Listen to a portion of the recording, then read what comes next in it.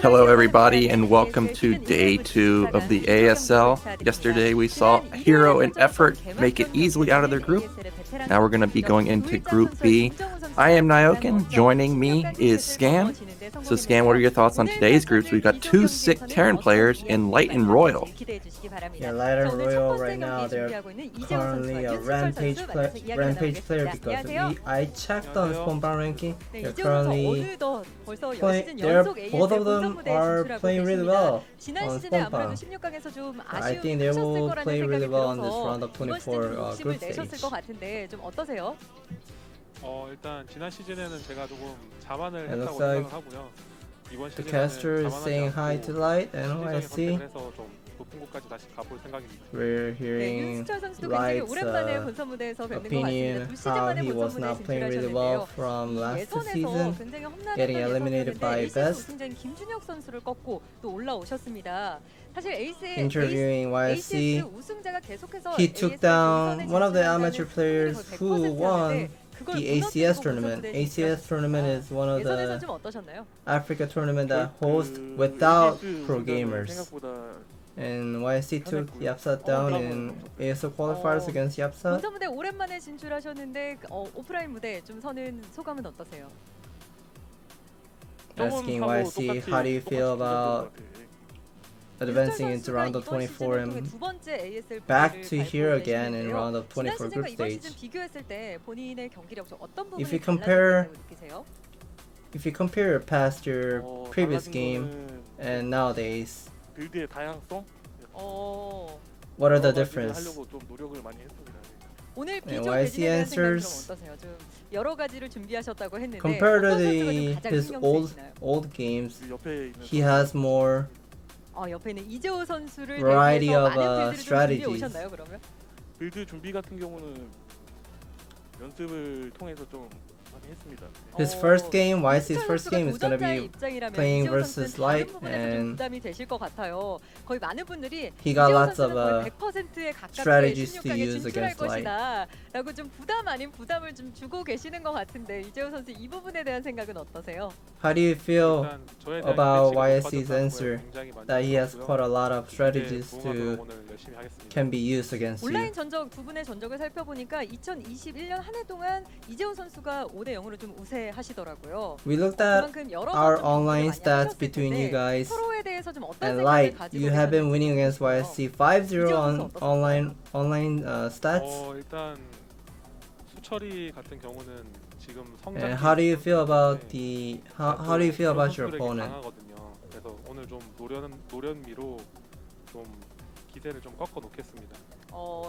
I know that YSC is constantly improving and slowly getting better in game. I'll just take all the atmosphere and make the game into my rhythm of the game.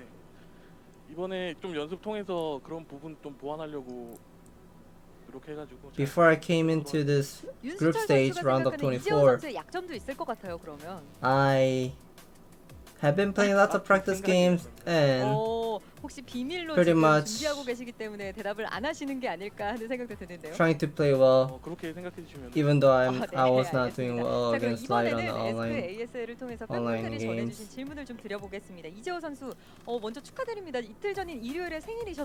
Congratulations to Light. Couple days ago, on Sunday was your birthday. Happy birthday to you. What's the most memorable birthday gift?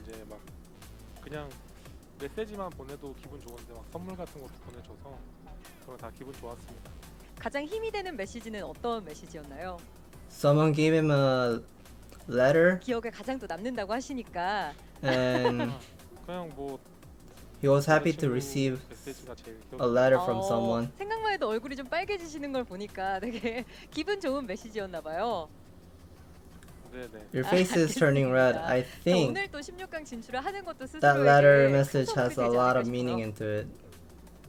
오늘 일단 많은 분들이 또 제가 진출한다고 생각을 하고 계시니까 그거를 하기 Any final words 많이 해왔고요. 오늘 to the viewers? 16강도 잘해보도록 하겠습니다. 네, Since I did not 선수에게 prepare 팬분들이 또 이런 and play 질문이 perform well 올라왔습니다. from the last 16강에 season, 진출하신다면 I'll 오랫동안 not 관리를 열심히 하고 let 계신 you guys 수영을 down 좀 and play well 면도할 in this 생각도 group stage. 있으신지 궁금해하시더라고요. 어떠세요? Questions to YSC. 없습니까? 예. Are you gonna shave your beard once you advance to round of 이게 16? 살을 좀 가려주는 효과가 있어서. 근데 그러면 만약에 결승에 간다면 또 얘기가 조금 달라지지 않을까요? I'm not 결승 planning to shave my beard because 자, 그럼 끝으로 팬 여러분들께 having 오늘 this 24강 beard 경기 임하는 actually 각오를 한 번씩 짧게 covers 들어보고 my fat. 마무리하겠습니다. 이재호 선수. It actually makes me 오늘 look a bit skinnier.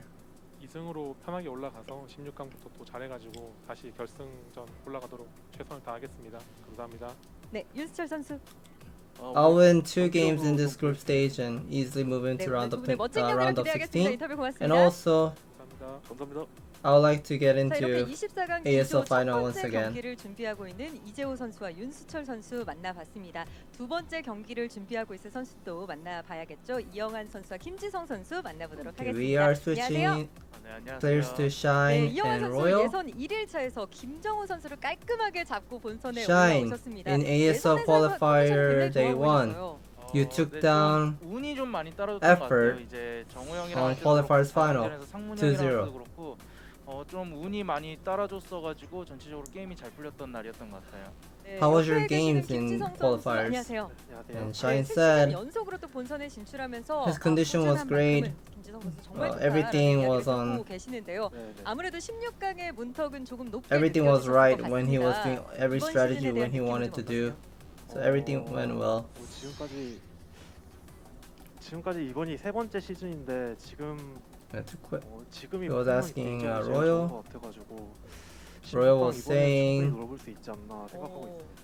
많은 분들이 김지성 선수가 온라인에서 This is 너무 his 좋은 third 경기력을 time 보여주고 계시는데 making it into ASL 오프라인에서 김지성 선수 ASL 원래 round of 경기력이 안 24? 나오는 것에 대한 아쉬움이 늘 있으셨거든요. 네네. 근데 이제 경험이 정말 많이 쌓이셨으니까 그 부분에 대한 극복을 충분히 He did not have 하실 much of 거라는 a 생각이 experience in the past, but now he's starting to 제가 have some 온라인에서 그렇게 잘한다고 할 만큼 experience, and I 잘했던 think I will 것 같진 play 않아요. better. 근데 이번에는 진짜 조금 자신이 있어가지고 이번에는 약간 자신이 있어서 올라갈 수 있지 Since my 않나. spawn power ranking constantly going up and also playing really well on online games, online matches, 진출 이후에 개인 방송을 통해서 좀 가장 I have a 만나고 싶지 feeling I 않은 will 선수들에 play 대한 really well 대진을 또 in this 미리를 좀 ASL Season 짜보셨더라고요. 11. 근데 거의 그 대진과 유사한 지금 B조 대진이거든요.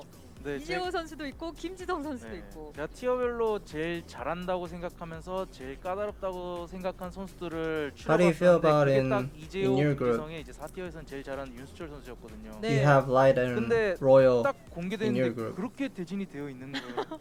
마치 내가 예상하는 걸 알기라도 했던 것처럼. 제가 뭐 오가면서 좀 밉보인 게 있나 싶을 정도로 이제 Shine is 안 saying 좋았었는데 어쨌든 he is somewhat surprised that 결국 his tier is a bit high 상대 누구든 이겨야 되기 때문에 relatively his 잘하면 current 할만하다고 skill. 생각했어요. 네, 에스크 ASL을 통해서 팬분들이 이 비슷한 질문을 좀 주셨는데요. But when 먼저 he's looking at his group, 이영환 선수 하면 having Light 역시 and 좀 Royal 빌드에 대한 in it, 얘기가 많이 나옵니다. 빌드 보따리라는 또 He's 별명을 a 가지고 bit shocked. 계시는데 최근에는 좀 물에 젖었다, 찢어졌다 막 이런 이야기들도 나오고 있더라고요. 네, 그 김태경 선수 칼에 찢겼어요. 그래서 이제 그 보따리 버렸고요. 좀 바뀔 필요가 있는 것 같아요. 뭔가 네. 좀 Couple 요행만 seasons 바라는 ago, 건 없지 않아 in the 있었고, past, you had a lots of backup 요새 strategies. 이제 상대 선수를 떠나가지고 You used to have lots of backup strategies. And 오늘은 Shine is saying, 걸 떠나서 좀 제 플레이를 보여주고 after I lost badly against Bisu, I 신맵에서 just 이영환 선수가 어떤 threw all of my 플레이를 strategies. 쓸까 참 궁금해하시더라고요. 신맵에 대한 연구는 어느 정도 끝내신 상태인가요? I am morely 신맵 focusing on a 좀 재밌는 standard 요소가 많아가지고 and 준비하면서도 mechanical 되게 play. 많은 걸 준비하긴 했는데 일단 And one of the 단판을 한 question 경기만 치러야 asked to 될것 같기도 Shine. 하고, 또 종족도 테란전 토스전 다 준비해야 되거든요. 심해 그렇죠. 그래서 네. How's your analysis of a new ASL map? 옆에 계신 김지성 선수에게 주신 질문인데요. 최근 온라인 경기를 통해 이제 고스트를 The new ASL maps were 독특한 플레이를 보여주고 계시잖아요. 이 테란의 트렌드를 somewhat 이끌어가는 interesting. 선수가 되는 것에 대한 본인의 생각은 어떠신지. I may have some 궁금합니다. new strategies to be 제가 used 원래 그 against 쓰기 전부터도 약간 against player in this round of 남들이 안 24. 하는 좀 새로운 거 group 만드는 거 stage. 되게 좋아했었거든요. 근데 To Royal, 고스트도 사람들이 좀 별로 You have lots of 안 unique 제 play. 생각이 될것 같았고, Do you think 어, one of your 해봤는데 뭐 나름 Terran 괜찮더라고요. strategy 네, 이제 can be a new 너무 trend in the 쓰니까 future. 상대들도 더 의식하는 것 같아서 요새는 좀 안 쓰고 있었는데 뭐 그런 거 이제 대회에서도 쓸 기회가 있으면 충분히 쓸 수 있을 것 같아요. 오늘도 뭔가 좀 준비해 오신 것들이 있을까요? I've been studying of a new strategy 네, 과연 and 어떤 using it 선수를 often on 상대로 ladder. 어떤 독특한 플레이를 보여주실지 And also on 기대됩니다. 마지막으로 online 두 games 선수분들께 각오 against other 한마디씩 pros. 들어보겠습니다. 이영환 선수 한마디 But 해주시죠. slowly, 좀 많이 other 안 pros 좋은 are 경기를 figuring 좀 out 많이 how to 보여드릴 것 같은데 respond to 오늘 his new 만나면서, strategy. 좋은 I 경기 stopped using it. 하겠습니다. But if I 김지성 have 선수 한 말씀 부탁드립니다. if I have an opportunity to use my new strategy once again, I'll use it in round of 24 group stage. 진짜 왠지 올라갈 수 있을 것 같기도 무조건 올라가야 될 것 같아서 I have a feeling I will advance to round of 두 선수의 16. 비장한 마음 경기에서도 그대로 And 전해질지 I'll 한번 just play 기대해 well. 보도록 하겠습니다. 인터뷰 고맙습니다. Thank you for the interview. 하식스와 LG 울트라 기어가 Yeah, well, 함께하는 thank you, ASL Scan, for translating that for us. Yes, yesterday we made predictions on who we thought were going to get out of the groups. I'm going to make predictions again today. I think it's very obvious that the two favorites here are going to be Light and Sari. The biggest question for me is, will Nerves get to Sari? Because Sari doesn't have as much experience as most of the people in the group. Shine has tons of experience. So does Light. YSC also lacking a little bit of experience.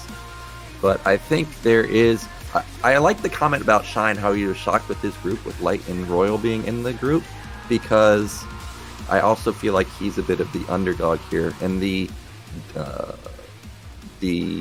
crushing blow that he received a couple of days ago from Bisu that he's referencing was in the End of the World show match that he did, where he ended up losing 1-8. So I think Shine's in a little bit of trouble. What are your thoughts on the group, Scan? Shine versus Royal. I think Royals is somewhat making a new strategies in Terran versus Zerg matchup when I watch his stream. So I think if Shine did not prepare well against this one of the new strategies that Royal might use, then Shine might lose his tempo when he play against Royal. So I think it might be depending on the game flow, the atmosphere in the game. It might decide all those either it's gonna be one-sided game or even matchup. Yeah, we know that Royal has come up with this Ghost build in TVP. I'm not too sure about this new trend in TVZ that you're referencing, but it would be interesting to see it pulled out versus Shine. My personal opinion is I think playing just straight up versus Shine is best, because Shine kind of plays well when it's chaotic and when it's just very unorthodox. So I would kind of like Royal to just play straight up versus him, but of course it would be nice to see a new type of strategy. Now let me ask, we know that Light pulled out 2-port Wraith on Ringing Bloom. On these new maps, do you see anything like that being a possibility? Like, are we going to see something absolutely crazy in any of these particular matchups? I do not think so. I have a feeling Light will just play will play standard opening straightforward in this game. Because since YSC isn't in tier 4, and I think like he said in the beginning when he was doing the interview, he said YSC has quite a lot of various of strategies that he can be used against Light, and Light said he will just take down all the atmosphere and make it into his game. So I think he'll just play standard straightforward. Yeah, Light is really, really good these days. He can pretty much do whatever he wants and just pretty much abuse the game in his favor. YSC, everybody should recognize from all the Habit U tournaments that he was playing in the past in the foreign scene. Of course, everybody knows Royal these days. We talked about earlier in 2020 that he was an expected up-and-coming superstar in 2021, and so far he hasn't disappointed. Looks like we are about to start. Of course, we're just going to get in and zoom in onto the players. Let's see their statistics.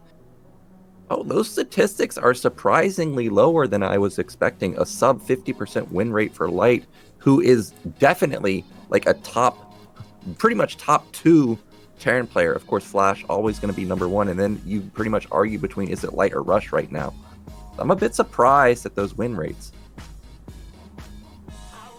Yeah, Light and Rush are currently playing really well, and a month ago, I believe, Rush actually reached the first place on the Spawn ranking. He was above Flash's rank. And however, once the ASL new map has come out and lots of players are practicing on the new maps, Rush seems like he's having a little bit of trouble, not understanding the maps really well. And you know, Rush really likes to play standard most of the time in turn versus Zerg matchup, and in turn versus Protoss he also likes to use dropship often with the vulture drop and vulture harassment. But these new ASL new maps, you really cannot play standard nowadays. Yeah, you were talking about how hard it is to deal with Protoss on Ascension and TVP, where even if you go for a timing and they go 1 gate expand, just 1 gate production can end up stopping the timing attack. So I'm curious what Light is going to do in response. Is he just going to give up bases to YSC?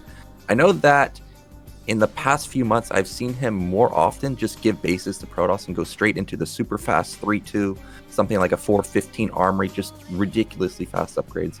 That could be something that we see. I think we're about to start. So let's get into game 1. It is going to be Light versus YSC. Not too sure what the map choice is just yet. Oh, it's their first game. They will be playing on Eclipse.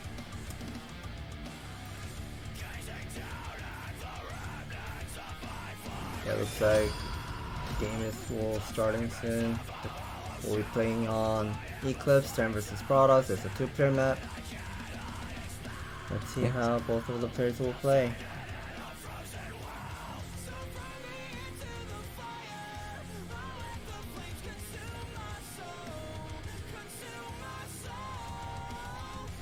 I'm excited to watch Shine versus Royal. Shine has also great mechanics. Yep, here we go. Now we are going to be starting. It is going to be Light versus YSC. First map of Group B. It is going to be on Eclipse.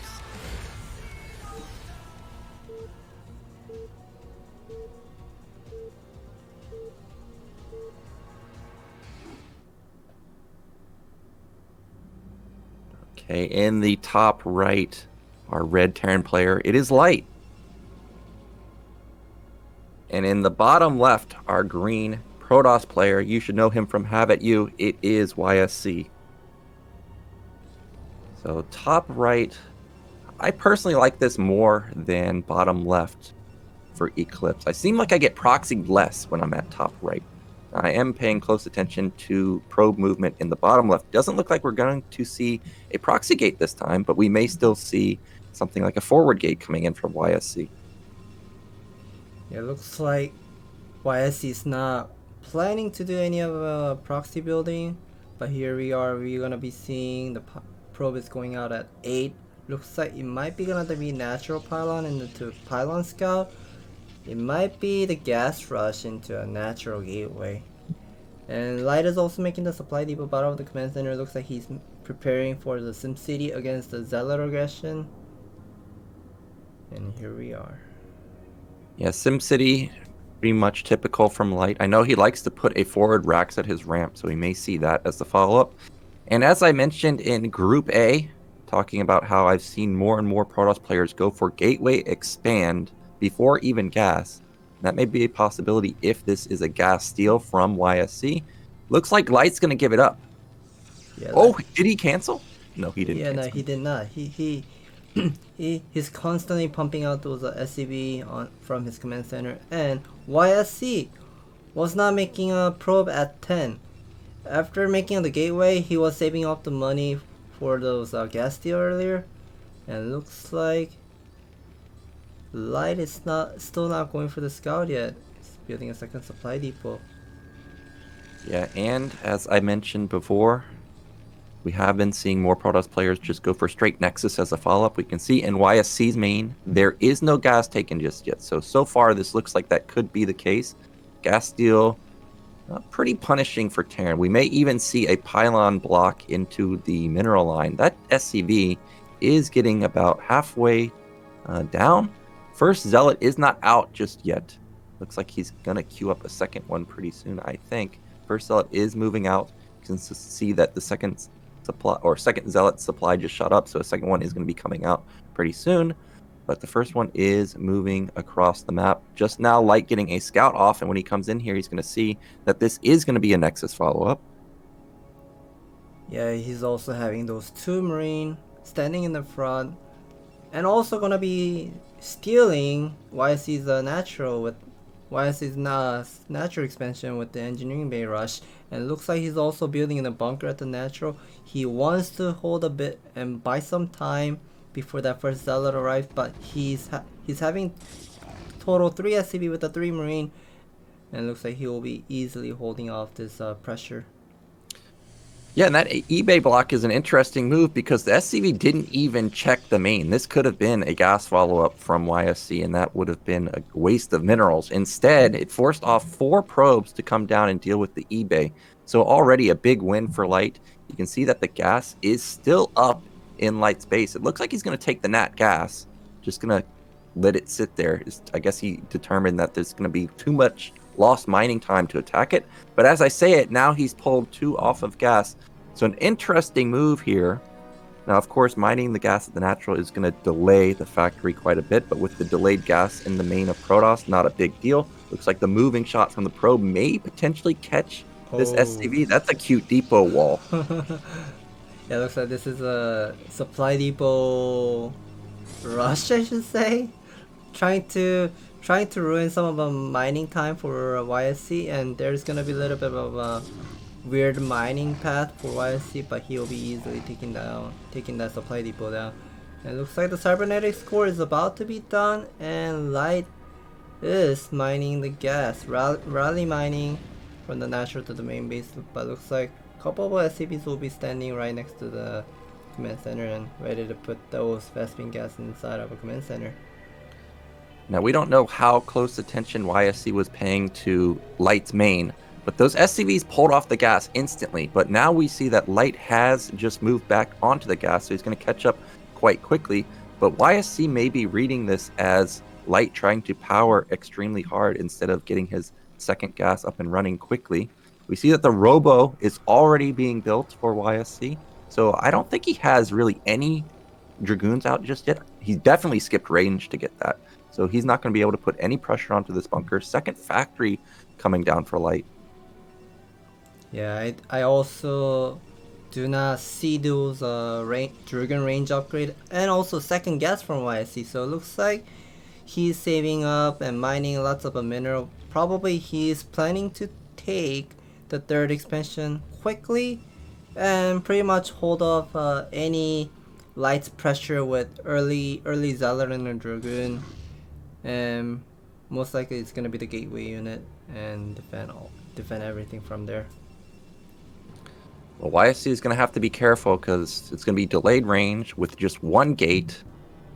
As you mentioned, a lot of mineral income for YSC, so he's more than likely going to be putting down an Nexus, and that's not going to help him versus a timing attack. However, he is going to have a somewhat quick Reaver. There is a pretty fast armory for how the game has unfolded in the early stages. It's going to be like a 525, 530 armory, so he's going to be rushing those upgrades quite quickly.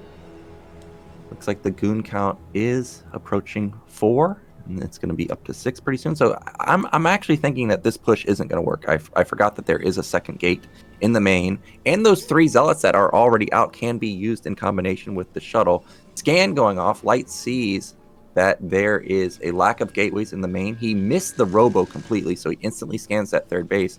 And now with the 3rd base not being up and running, he should suspect that Reaver play is coming out. True. It was a bit unfortunate that he could not see the erotic facility nor where the shuttles is, but since he confirmed that the YSC's 3rd expansion is not quick, he will immediately figure out this is gonna be something, a river opening. And it looks like Light is preparing for 3 factory into quite a lot of siege tank with maybe a single Goliath just to hold up this river harassment. But looks like YSC is just gonna move out with this 3 Zealot and a Dragoon. I think this might be the bust before the siege mode, or before having more than 3 tanks or 5 tanks. I think YSC really wants to bust it. That could be the move. The tank count is only at 3 right now. Siege mode is done. SCV is going to get a scout off. He ended up scanning too, so he knows Reavers are coming. And now the question for Light is, where's the units? I don't think he suspects this at all. The SCV missed it completely, and here he goes.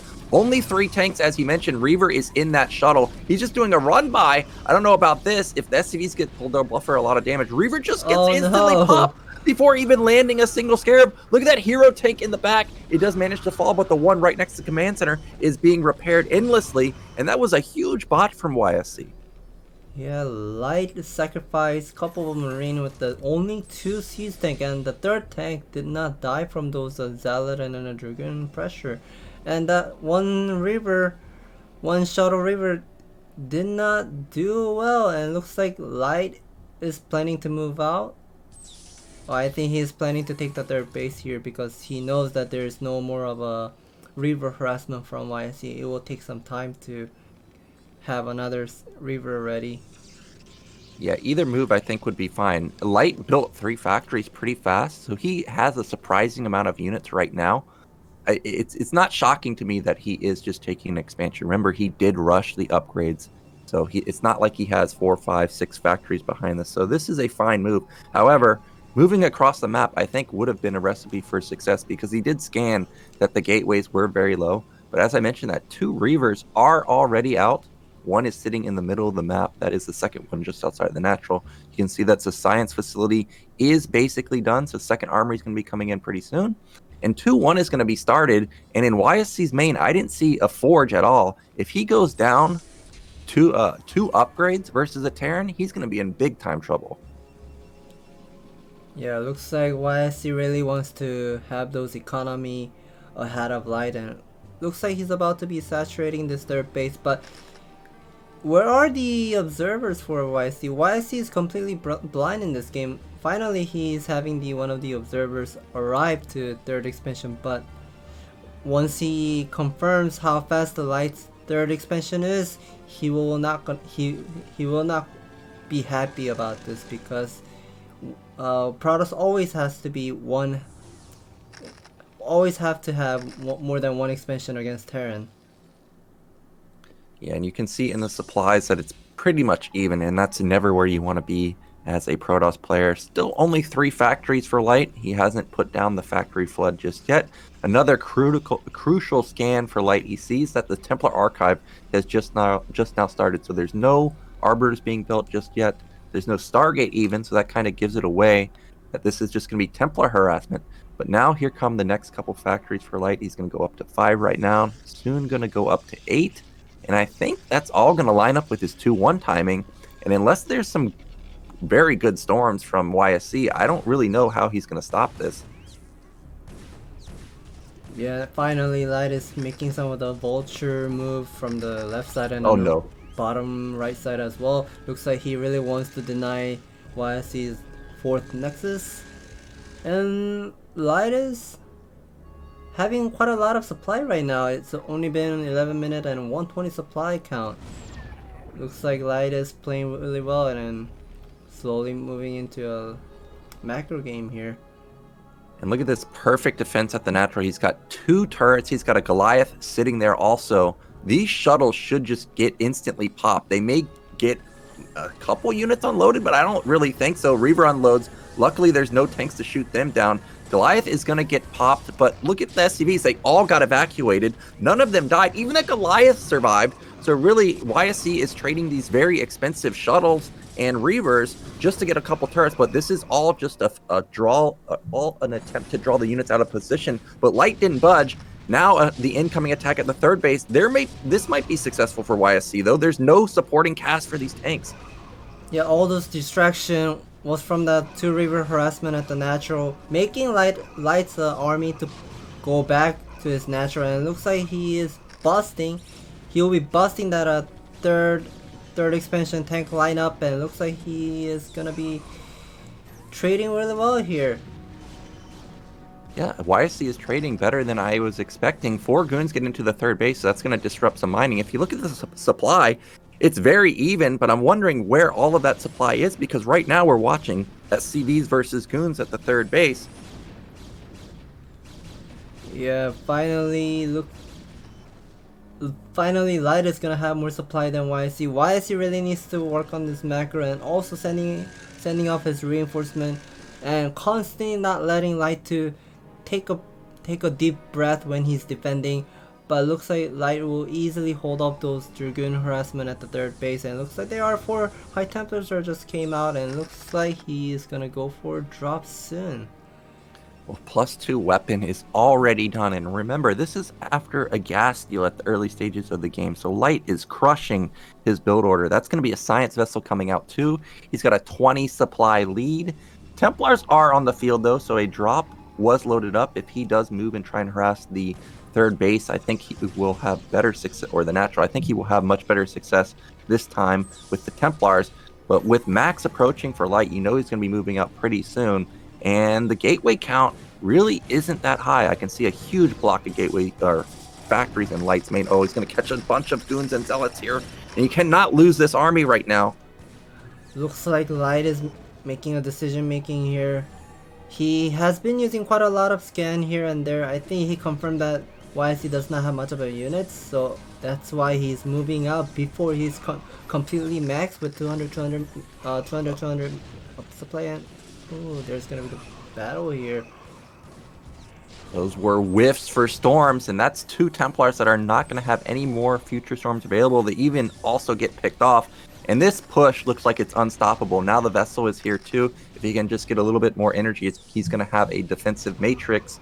And this is going to be YSC attempting to bust out. There's really not that many units other than the tanks. Light needs to hurry and scramble to reinforce this army. Zealots still don't take down really any tanks, maybe 2 or 3, and that's it. And it looks like Light is just going to push and kill this third base. He's up 40 supply. Wow, Light is playing really well and pumping out lots of units, and looks like I don't think YSC has enough units to hold this pressure, because all of the number of Dragoons is somewhat went down to a really low number. He only has 5 Dragoon, and look at this. He has so many siege tank and slowly pushing towards to YSC's natural and contain him from now. Yeah, instead of busting down the third base, he sets up a massive contain. This natural is going to go down. He's going to lay a ton of mines. There's no way YSC is going to get out.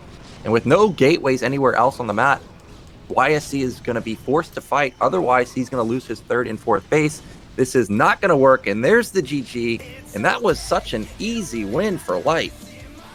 Yeah, it was a good attempt when YSC wanted to bust Light's natural before having 5 tanks with a 3 Zealot with a couple of Dragoons with a single Reaver, but I'm a bit sad that he could not use that Reaver Micro really well from there.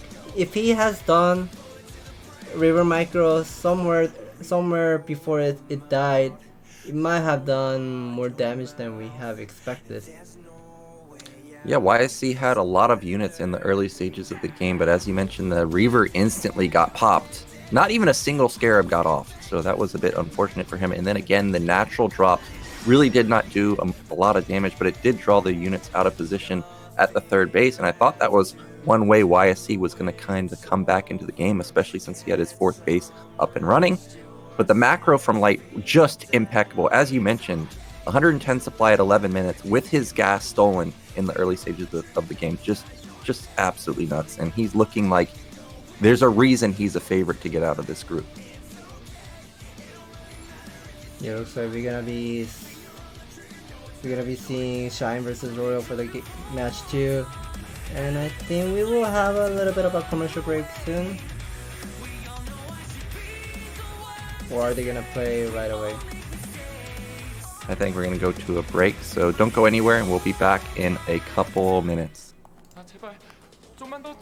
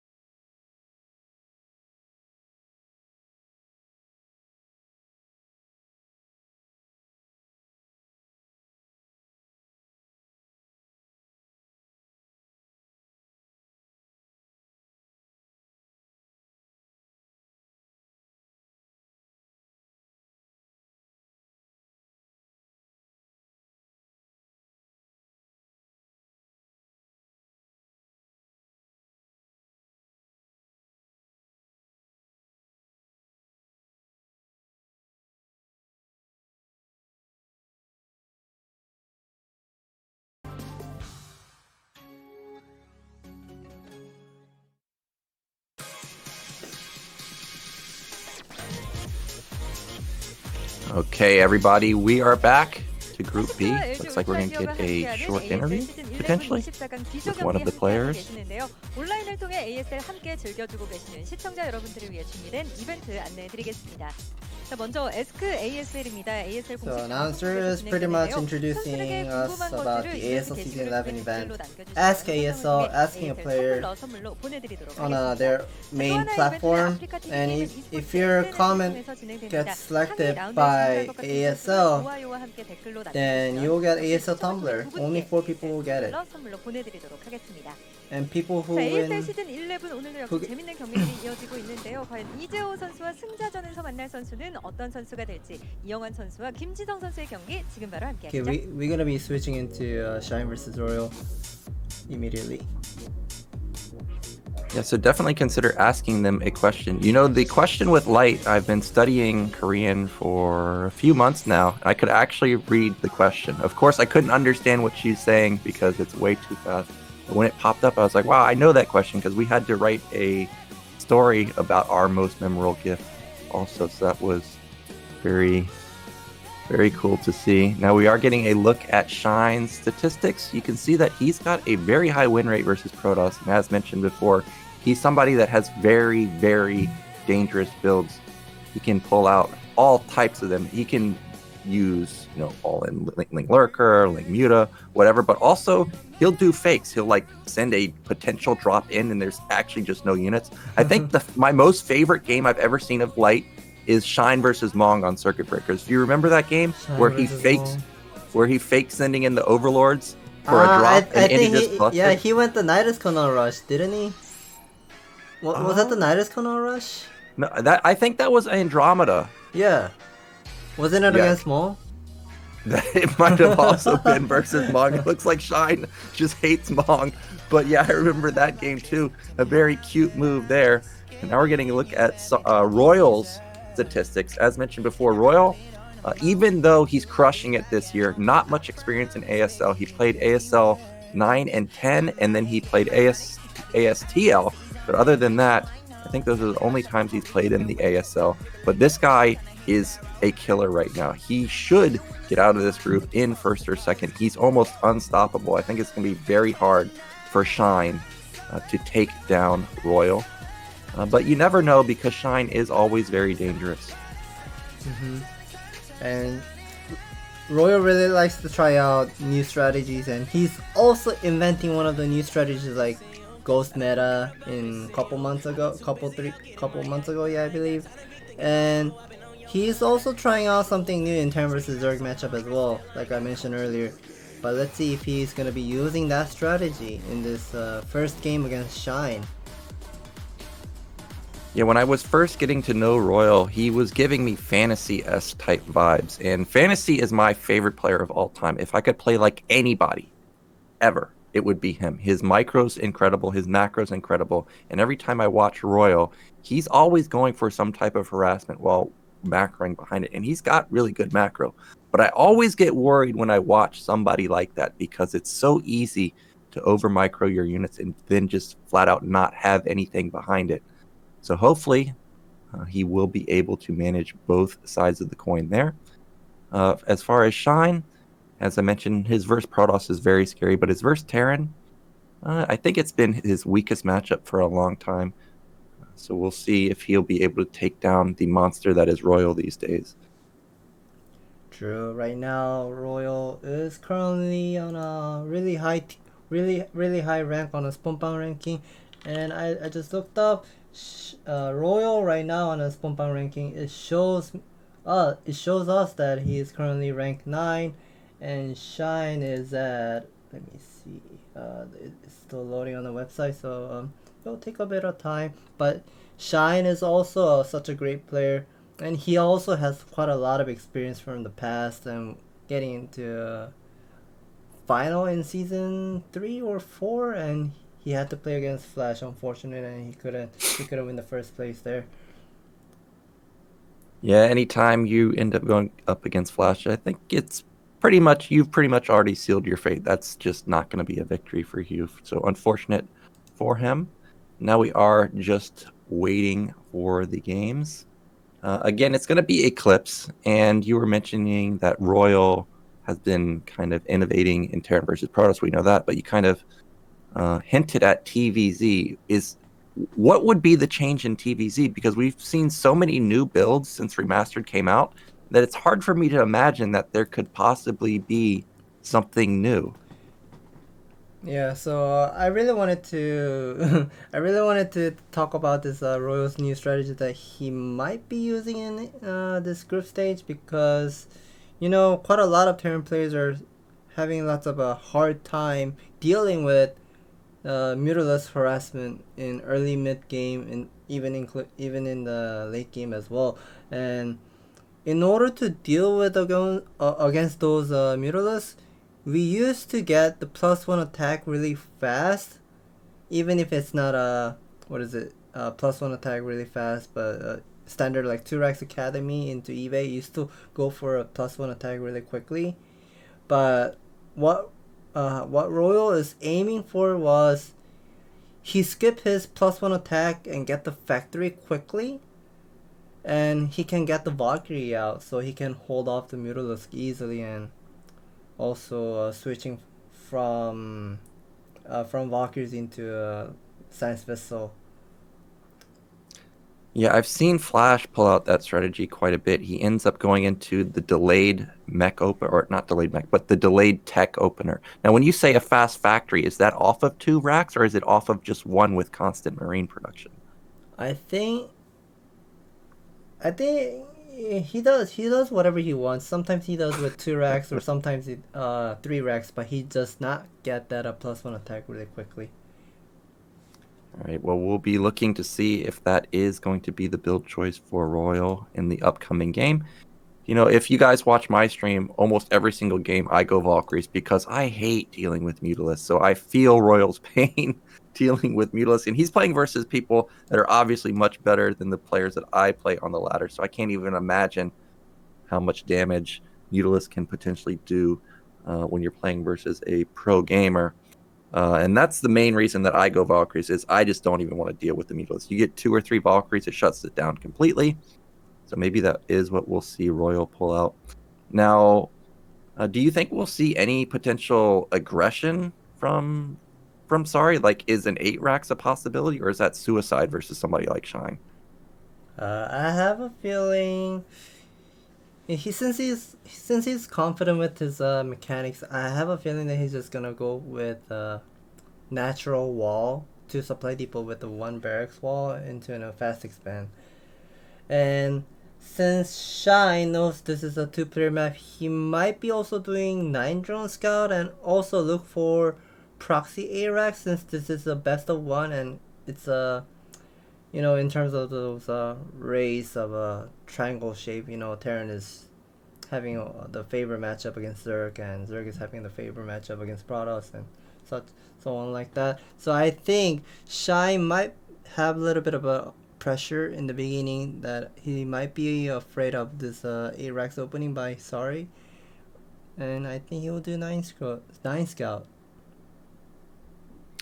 Yeah, I think it's always very dangerous to go for early aggression versus somebody like Shine, who's known to just be in your face the entire time.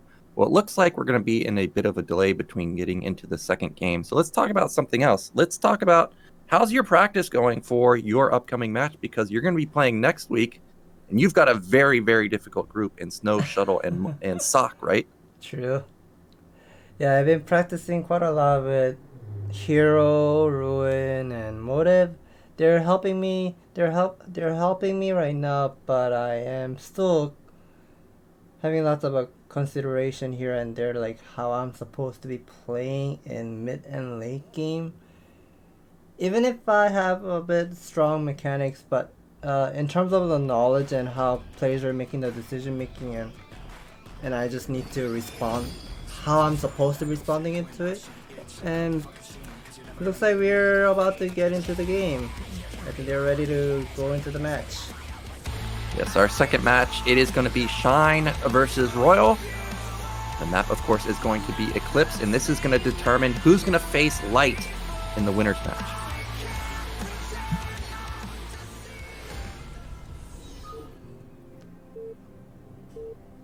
Soul Z Shine. He's using the Soul Gaming tag.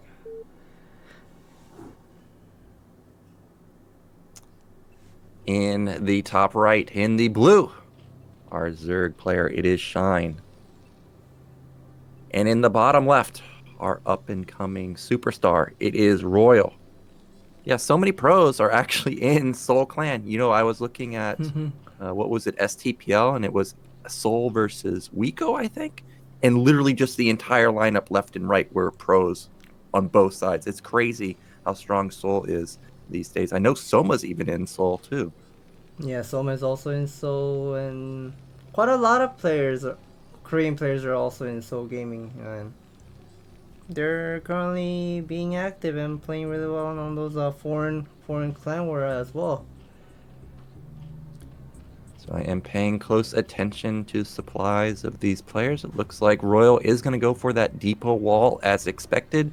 Eclipse, you cannot full wall, but you can force a single gap at bottom middle or bottom left with a second depot right next to the barracks. And on the other side of the map, it looks like Shine probably going to go for a standard hatchery follow-up, but this could, of course, be something like an overpool or a 12 pool. It looks like he's saving up all this money, and he's not still building the spawning pool. It looks like this is going to be making 3 drone from those larvae.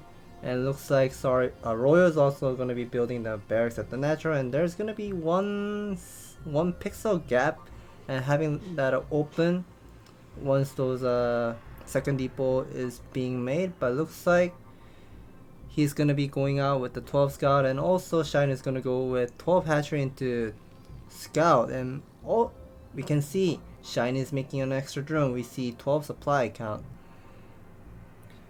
So Shine being a little bit greedy there. If this was an 8 racks, you want to have your spawning pool down ASAP. Back in the main of Royal, I've got my eyes set on that gas. 12 supply has come and gone, so there is not going to be an initial factory opener. So this is going to be the command center follow-up. And in the main of Shine, something that you don't see often these days is it looks like this is going to be a 3-hatch follow-up. Yeah, as you mentioned, Shine does not have the extractor at the main base, and he has gone 13 spawning pool. He actually made 2 extra drone and pumping up a lot of drones and efficiently mining his mineral from the main base. And it looks like he's sending that scout drone back to his base, and it looks like he wants to take this 3rd expansion at the 12 o'clock expansion. And some people are taking the 3rd expansion either at 5 o'clock or 12 o'clock, but it is better to take at 12 o'clock because there are total 8 mineral fields. But if you take 5 o'clock expansion, there are only 7 mineral fields. So if you want to go for the longer game, you definitely want to take the 12 o'clock side. So you see that Shine is trying to get that Overlord to the ledge of the natural, and Royal is going to scout top middle.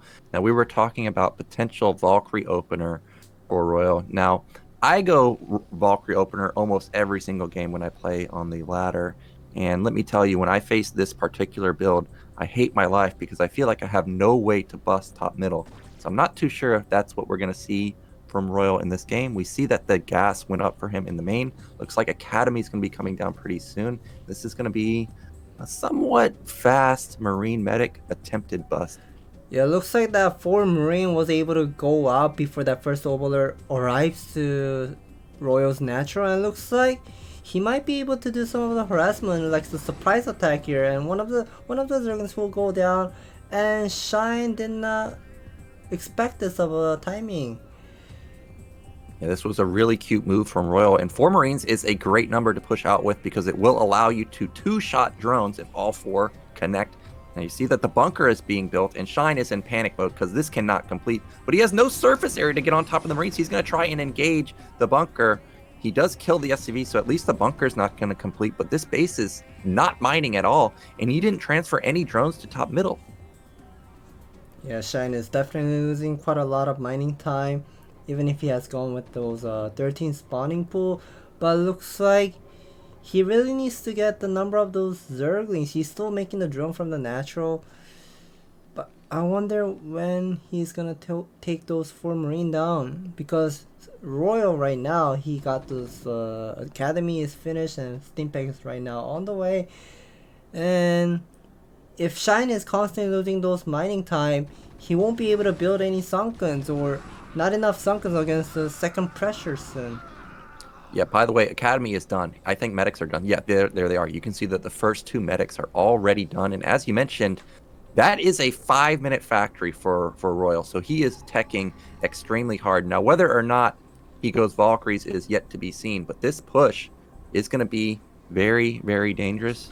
Shine is going to have to... Oh, man, look at that micro saving that 1 Marine. But also with the fast factory, that allows him to potentially go for a tank push.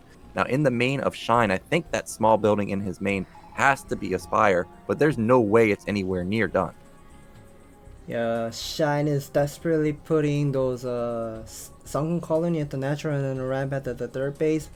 But looks like since Royal does not have enough Marine count, he's gonna pull back, and I think he wants to defend from here, because now Shine is gonna have that Spires now being complete. I'm gonna have a little bit of a middleless R out, and Shine does not have much of a gas right now. He only has 500 Vespene gas. I thought we were going to see double starport because Sari also took a very quick gas at his natural, so he's ramping up that gas quite quickly. Doesn't look like it's going to be Valkyries this time. It looks more likely to be Vessels.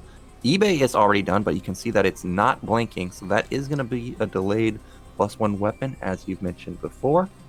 When I saw this build initially from Shine, I thought that this was going to be a 3-base ultra play with the Spire, but with the disruption at the natural and no evolution chamber, looks like that's not going to be the case. You can see that Sari's shown that the factory is already been completed. I wonder if Shine is going to deviate from his Spire now, because really this shouldn't have much success. Yeah, just by looking at the minimap, I think Shine has some building top of the extractor. Yeah, that's gonna be the chamber, and looks like that's gonna be the follow-up hydrogen. I think he's just gonna make a little bit of a middleless and see how Royal is playing and what kind of tech he has with those middleless. But I'm not sure. He's not planning to go for the harassment here. And the science facility is gonna be finished in a couple seconds and have some... Oh, he's covering his natural with the factory. I think he might be adding... Is he going nuke? I have a feeling he might gonna go for a nuke here. Yeah, I was looking at this, and with his +1 weapon being delayed so long and with the evolution chamber already up, I'm sitting here thinking, okay, well, you've got to match the upgrades of Zerg, and if you're not going to match them, what's your move? With his factory floating, I thought, well, okay, you're not going to be going into mech. So this could be the nuke that you're talking about, but the add-on is not going on just yet. But Sari has to do something quickly, because 3-base tech is going to be kicking in for our Zerg player. Macro hatches are coming down. Vessel Marine Medic is great, but I don't think it has bust potential when the Zerg player just builds 8 Sunkens at their natural. So I'm curious what his follow-up is going to be. Yeah, Shine still does not have enough middleless count for harassment. Looks like he's just gonna stay with this 5 middleless with a couple of scourges. I think he wants to take those first 2 science vessel with those middleless and 4 scourges. Looks like this is slowly switching into a late game, and Royal needs to be careful, and he lost a single science vessel there. Not a good trade. Not a good trade for Shine, since he has taken a lot of damage in the beginning, and he's still trying to catch up with the economy and pumping up lots of drone and a couple of lurkers with the sunken colony behind of it. Well, we see second eBay is coming in, so this is going to be bio play. There is no add-on to the science facility, so it's not going to be nukes, and I'm a little bit surprised that is a defiler mound, but I guess he just is thinking that he can't go straight into ultras just yet, so he's still going to get the Dark Swarm. He does have a lot of macro hatches already. He's got 5, 6. Is that 6 and 7 hatches? Yeah, wow. Must he has so much production right now. Once he gets his econ actually rolling, he will be a big threat But the question is will he ever get it rolling? Because double starport production is going to pump out so many vessels. He's already at 3. 4 and 5 are going to be coming out pretty soon also. Yes. So Royal is right now got supply blocked, and Shiny is really playing well from here. He's stacking all of his lurkers into a 1, and also using a single ovaler to cover his lurkers, so Royal cannot use Irradiate on those lurkers. And finally he gets those 2 Defiler out at the natural. And having the floating factory, some people might be wondering why there's a floating factory in front of Zerg's natural, is because if you are constantly using scan, you're wasting your mana and energy as well, and you're pretty much have to multitask from here and there, and you might also not have enough energy when you really need to use scan. And if you have that floating factory, you can constantly use Irradiate from that vision. Well, Shine got another connection onto one of the vessels. He may get a third one. Oh my gosh, that's so painful for Sorry, just losing vessels left and right. And really, Terran or Zerg is not scared of a Terran that only has 2 vessels, but once they start getting 6 to 8, that's when the DPS and non-stop kills on the Lurkers and Defilers get really scary. So nicely done from Shine. You can see supplies are within 30. That's not bad for Zerg, especially when they have matching upgrades and Hive Tech already. Looks like the Darkstorm is going to push Sorry back just a little bit. Back in the main, we still see constant vessel production.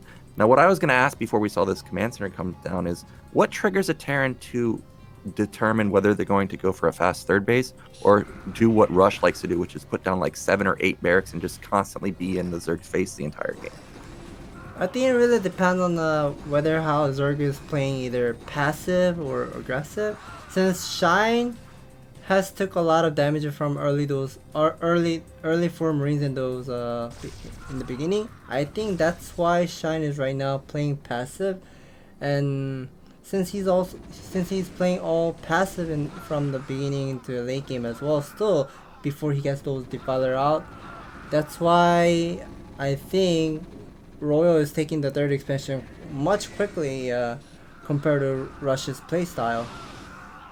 Well, we do see that a plague went off just a few seconds ago, and it brutalized a lot of those Marines. I thought that Ling run by into the 3rd base was going to shut it down. It actually did. The SCV pull forced a lot of the Marines back into the natural. Now, that is a lifted science facility, and it was not moving to the center of the map, so I'm curious if that is going to land, and we're going to see the nuke add-on at some point. Looks like Ling's and Muta's into the 3rd base, going to deal a little bit of damage.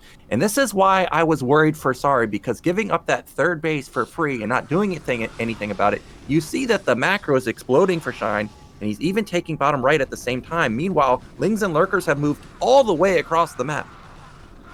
Yeah, right now Shine is pumping out lots of units from those 7 hatcheries, and looks like he's gonna be using one of the Darkstorm with the 1 single Defiler.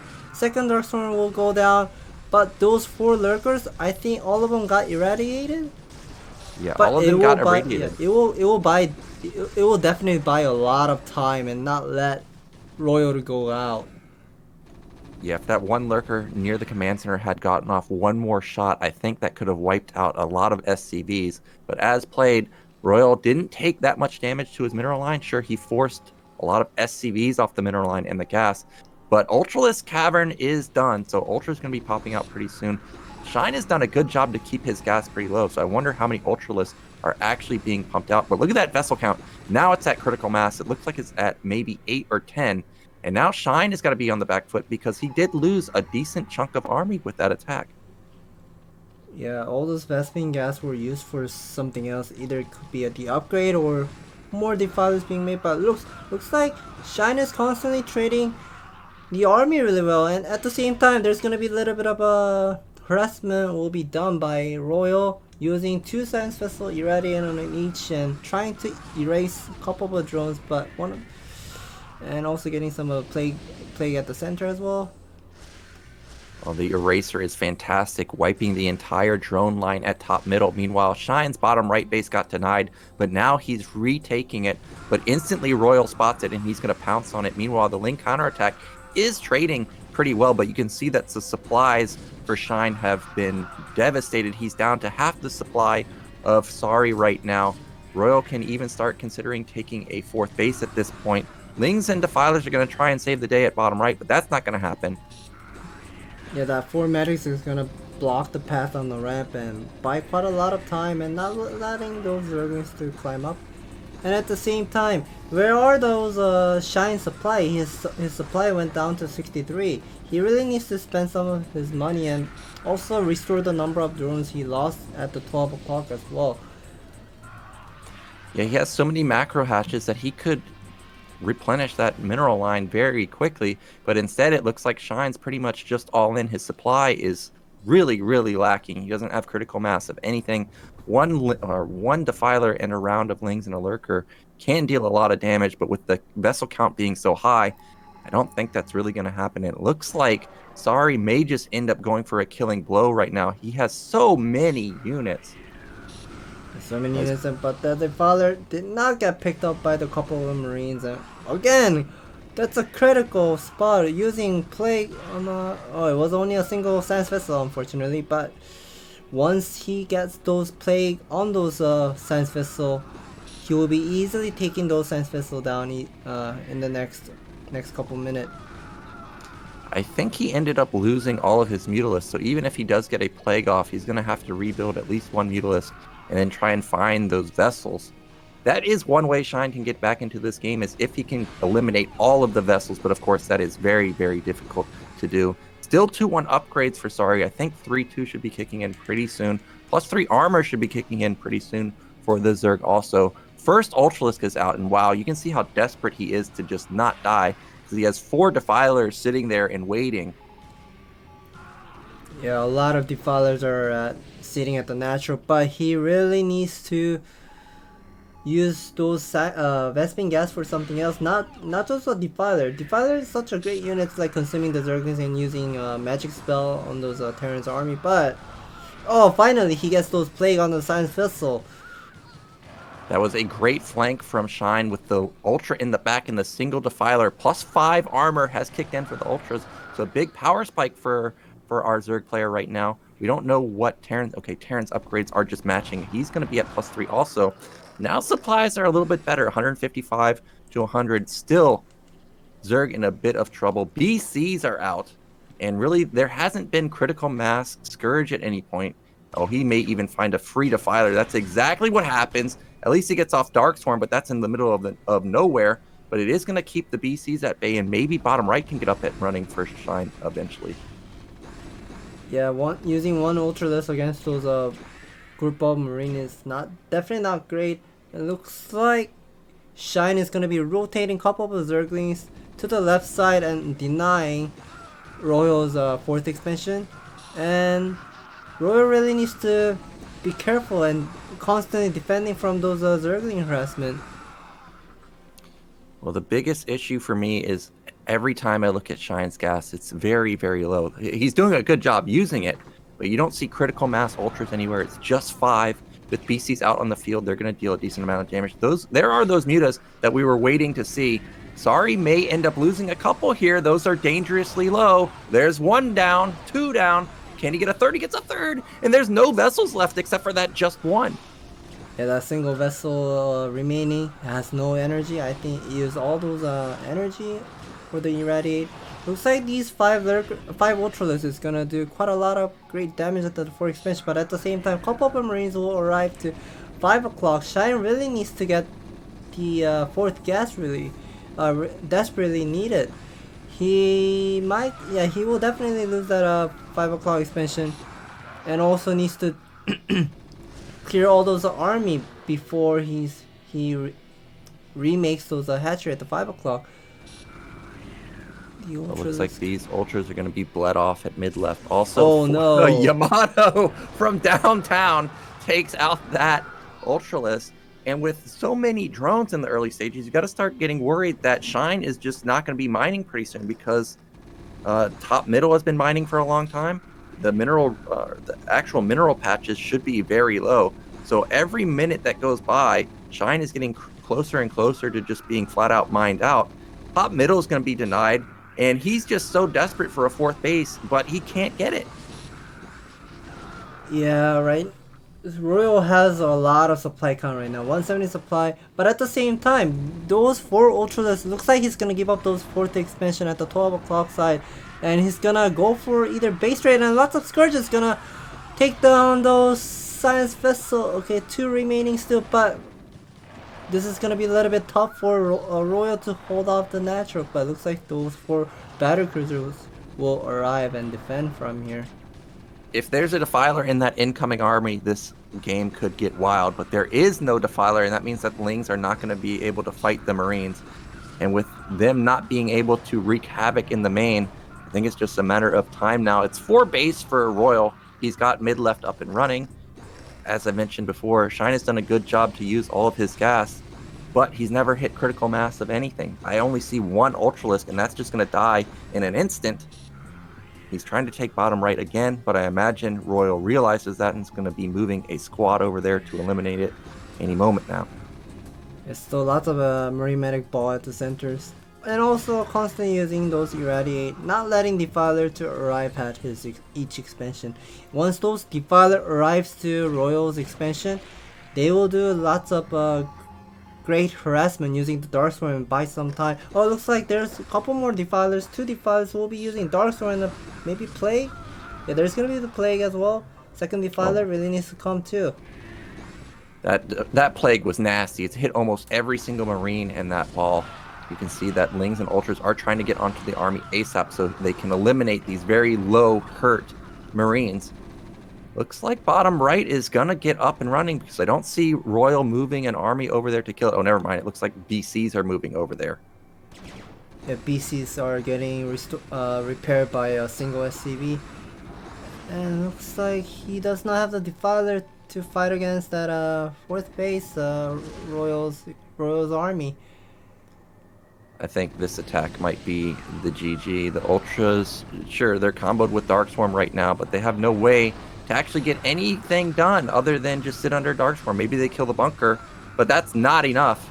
Lings and Ultras are going to try and come in for a follow-up attack, but you can see supplies 170 to just 70 right now. BCs are going to wipe out bottom right. This bunker is still alive. I don't know how it's possible, but it is. Now it finally falls, but Shine just doesn't have any money. Look at the mini-map. Main is mined out.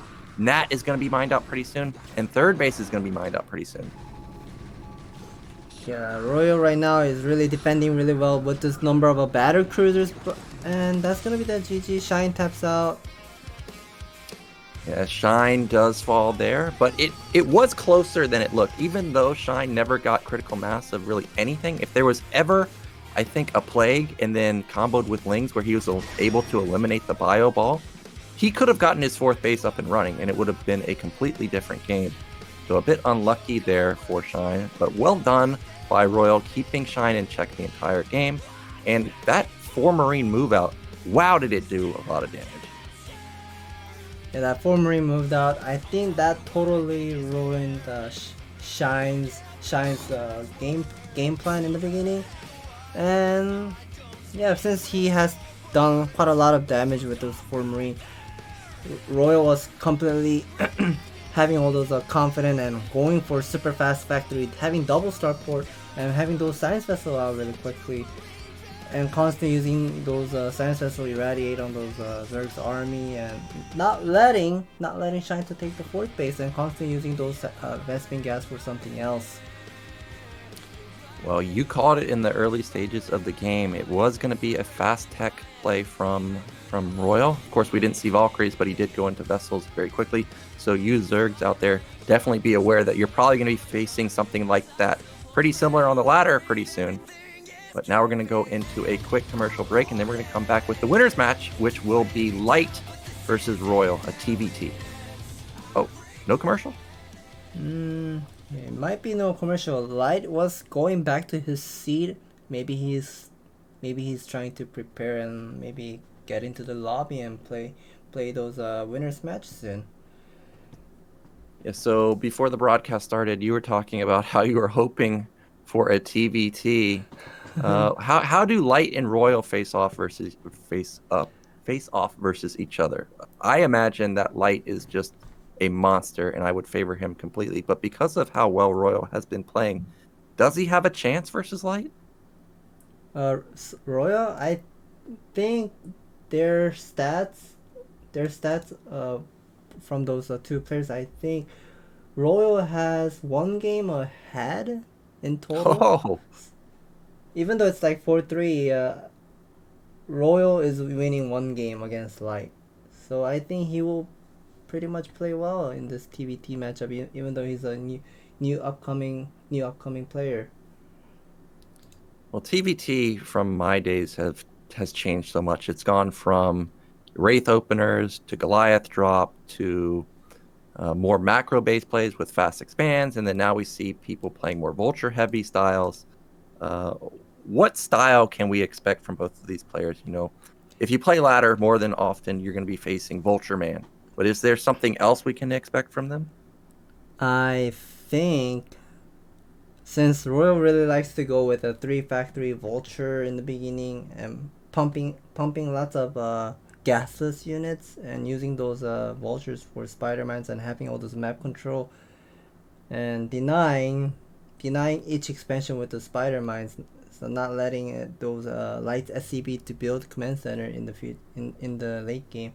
And it might be really depending on those ASL new maps. They're gonna be playing on a new ASL maps. They are called Ascension, Hidden Track, and Ultimate Stream. I wonder what they're gonna be banning.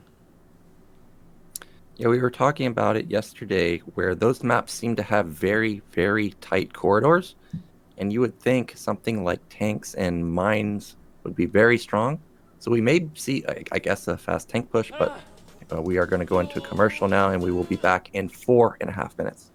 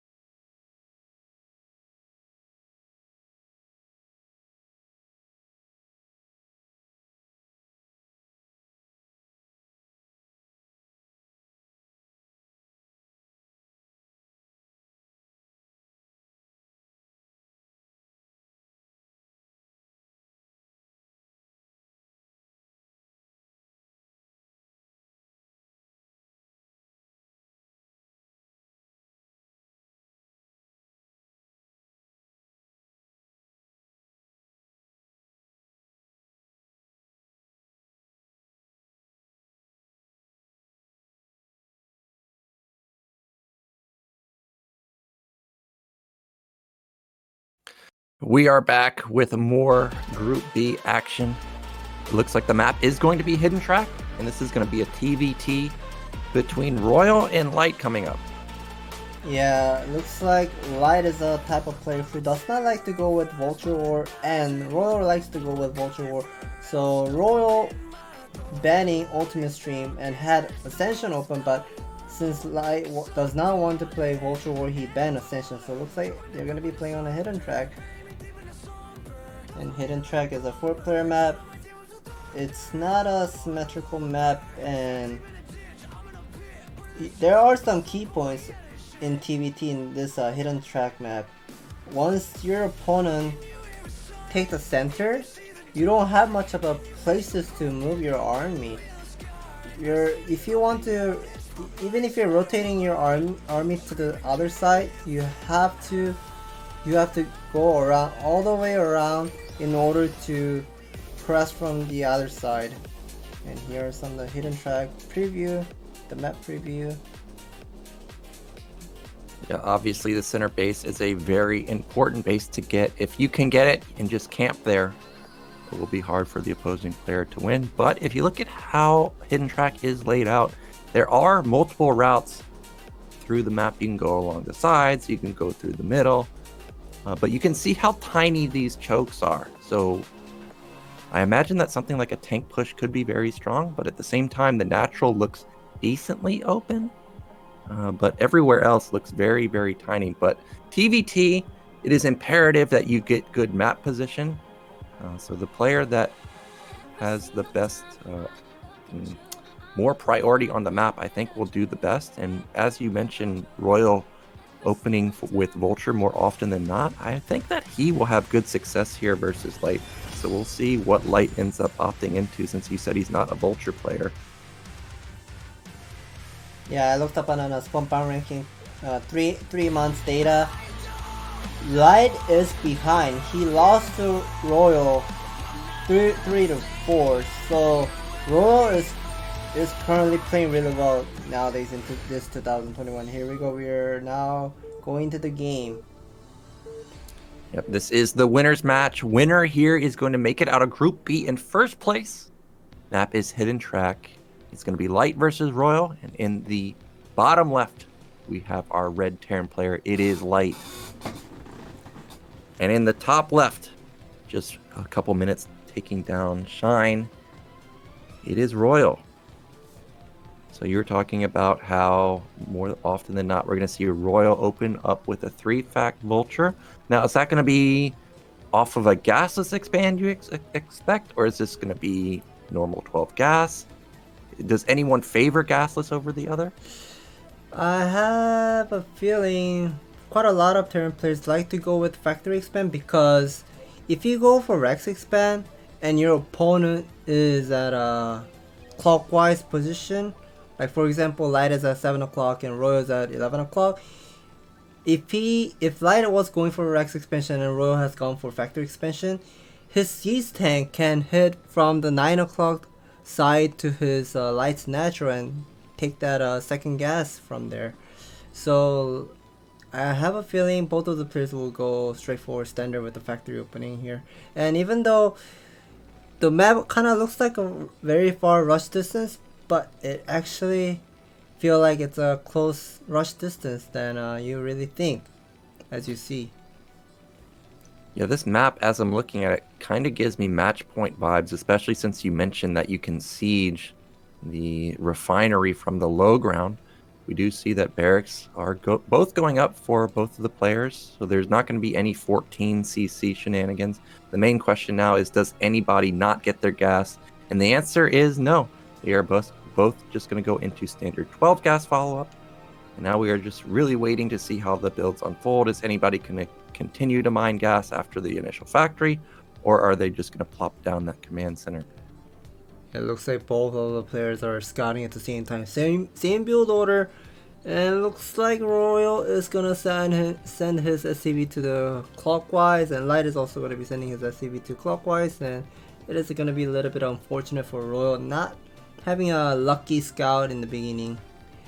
It looks like both the Light is not making a marine. Okay, finally Light is making a marine and a supply depot at the same time. Both of the players are making them supply depot, and looks like Light caught off one of the production and having those factory at 16, and Royal is going to be making the factory at 17, but a little bit of a SCB block, not letting factory being built.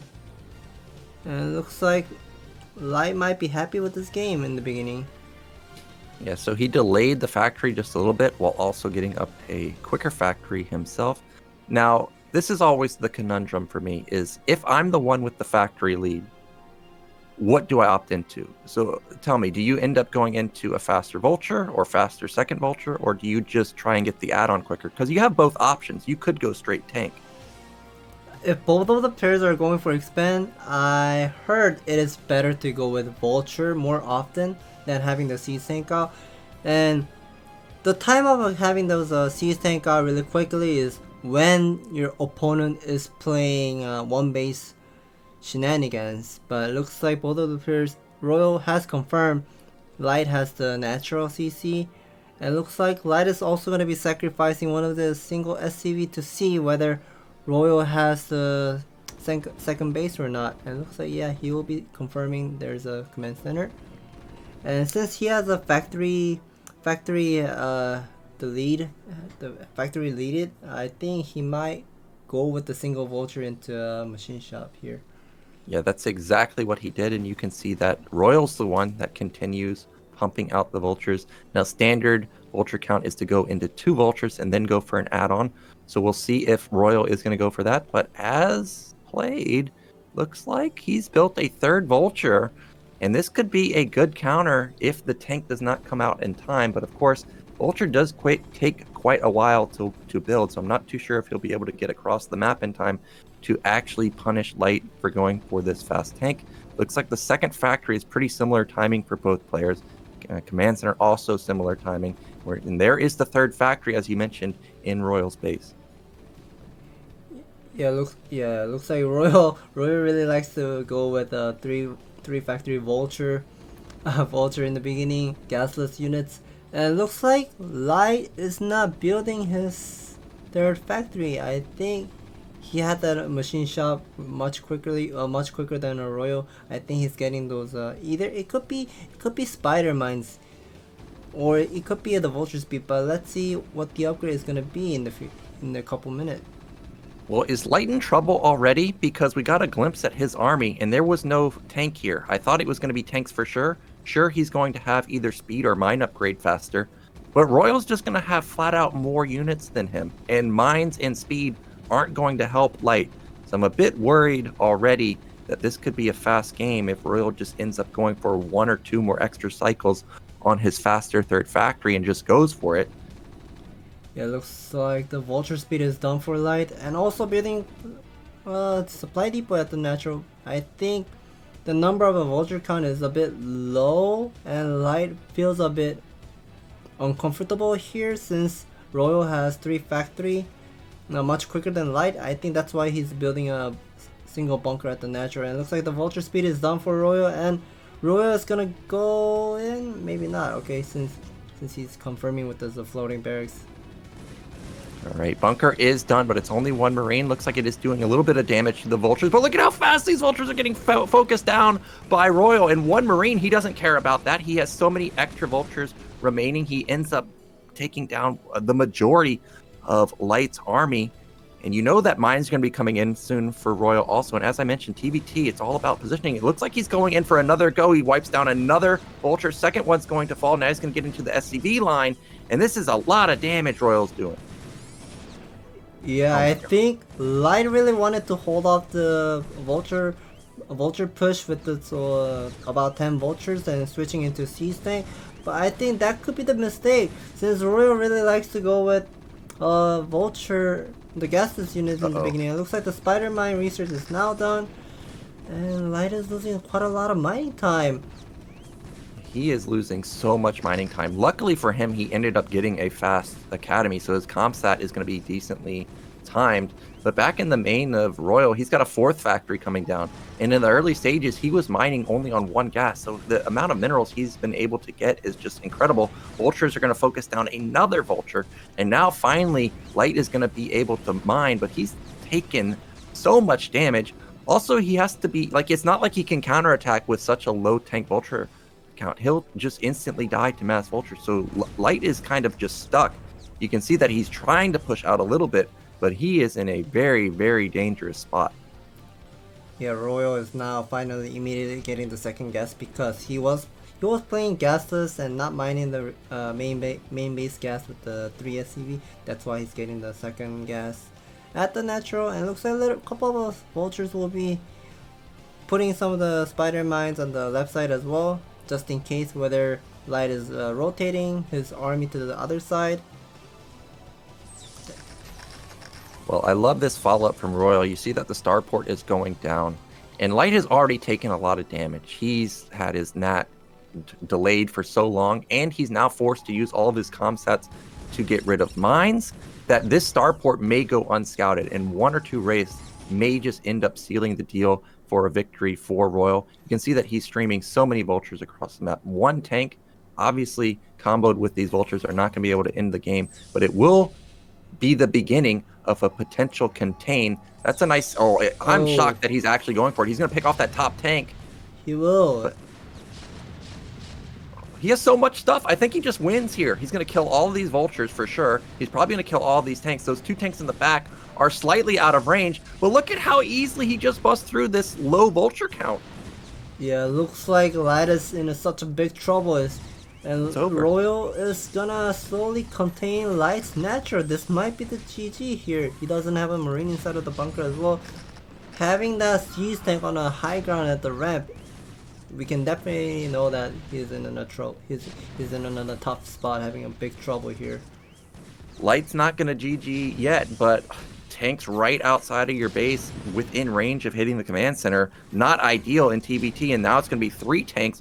3 tanks, the magic number in the early stages of the game to one-shot tanks. That tank's in range and it's going to fall. And as soon as that tank falls, we may see Light GG out. It looks like he's not going to just go. That's another tank falling. And as I mentioned, the starport is done. If 1 wraith rallies across this map, I think Light instantly leaves. I don't think he has an armory. Yeah, I don't think he has the armory inside of his main base as well. But having those 3 siege tank at the natural, he's already in a big pressure here. He cannot even do calculate with those siege tank range right now. And now there's gonna be single wraith arriving to Light's natural. This might be gonna be GG. There it is. There's the GG, and you can see how happy Royal is. He makes it into the round of 16. That's his highest finish so far. I was looking at his stats previously. So really nicely done, and he took down one of the favorites of the tournament in Light. That was incredible. I was so surprised that he's able to just so easily just dismantle Light like that. Wow, what a great play by Royal. I could not believe that he can actually end the game with those 3 factory vulture, and Light took so much of damage even though he built a single bunker with a single marine inside there. And yeah, that was a bit unfortunate with the Light's plan. He wanted to switch to siege tank really quickly and getting the academy and using compensation to slowly push out this number of a siege tank, but things did not go well for Light.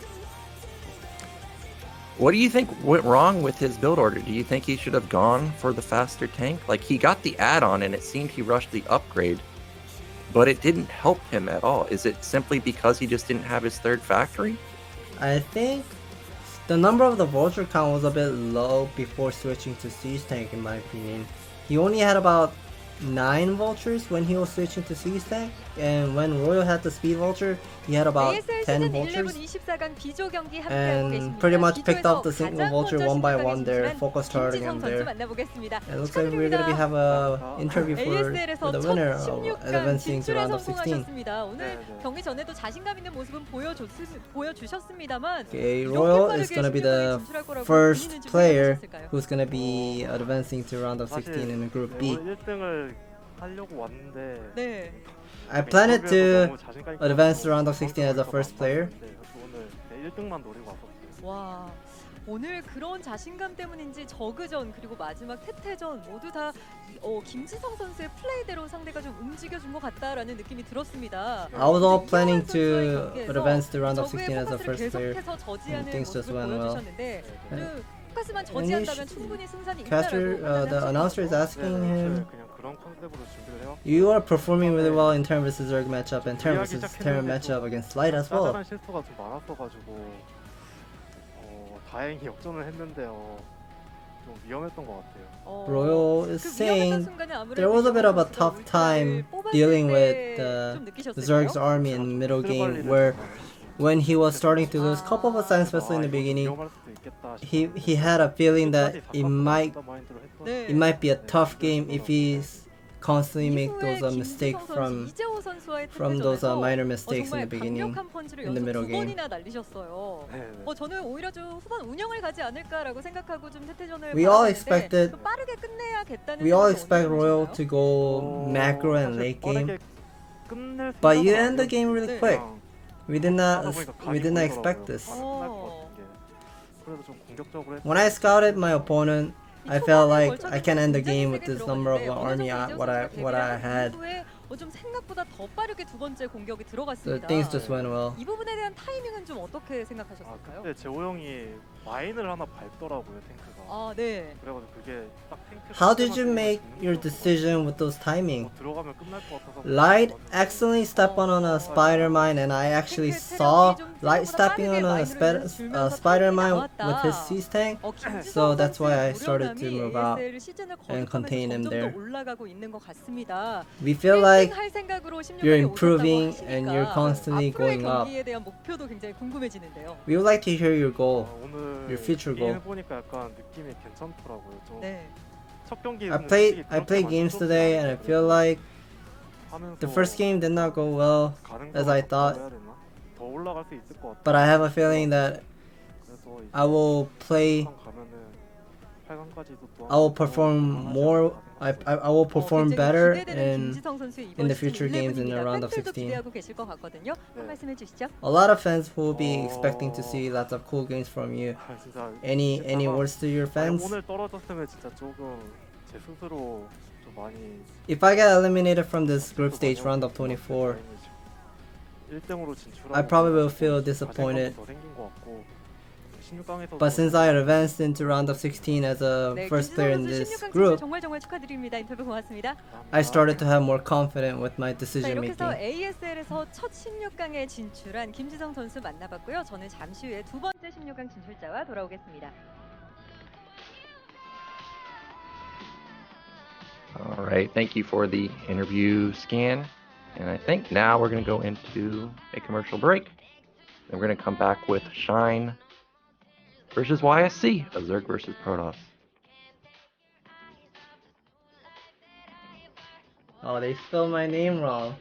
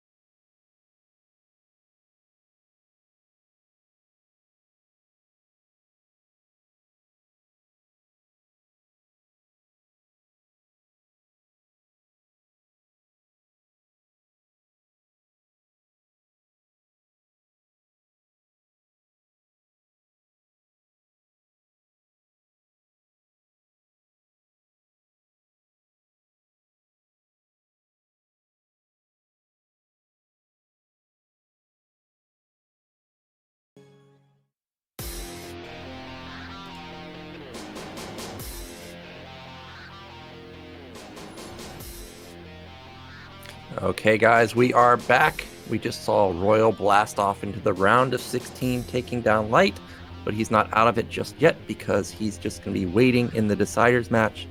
Now we're going to be going into Shine versus YSC. I did see the map is going to be Ascension. Yeah, the map is going to be Ascension. Shine banned the Ultimate Stream and YSC banned Hidden Track. Hidden Track is so hard to take 4th base as a Terran and Protoss player. So I think that could be the reason why YSC banned Hidden Track. And I'm not sure why Shine banned Ultimate Stream. Maybe he might have a different strategy for Ascension. He might be preparing for something else here. So let me bring up Ascension on my computer and see exactly the terrain layout. I do remember watching a few games on the new maps, but I'm trying to figure out which one. It is a 3-player map. Has a bit of a Blue Storm style where it has a narrow choke, 2 different entrances. 3-player Blue Storm. That's how a lot of Korean people just remember us. Yeah, it's very true. The choke is very tiny and the mains are completely wide open to drop. So let's see Shine versus YSC. This is loser's match. Whoever loses here is going to be eliminated. So in the bottom left, we have our yellow Zerg player. It is Shine. And in the top middle, it is YSC. I'm somewhat surprised that this map ended up getting picked because, as you mentioned, it being Blue Storm style. And Blue Storm was so punishing for Protoss players, but now Protoss players have done a little bit better with their gateway openers, that maybe they're feeling more comfortable on maps like this.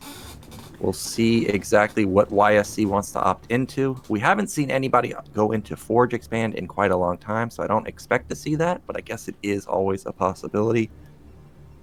It's always a possibility, but at the same time, you also need to be aware of those the map terrain, because if Zerg starts to contain if Shine starts to contain YSC in the middle of the game with the Hydralisk or Lurkers, he will be forever stuck in this 2-base mining, because in order to take the 3rd base, he needs to go up on a high ground.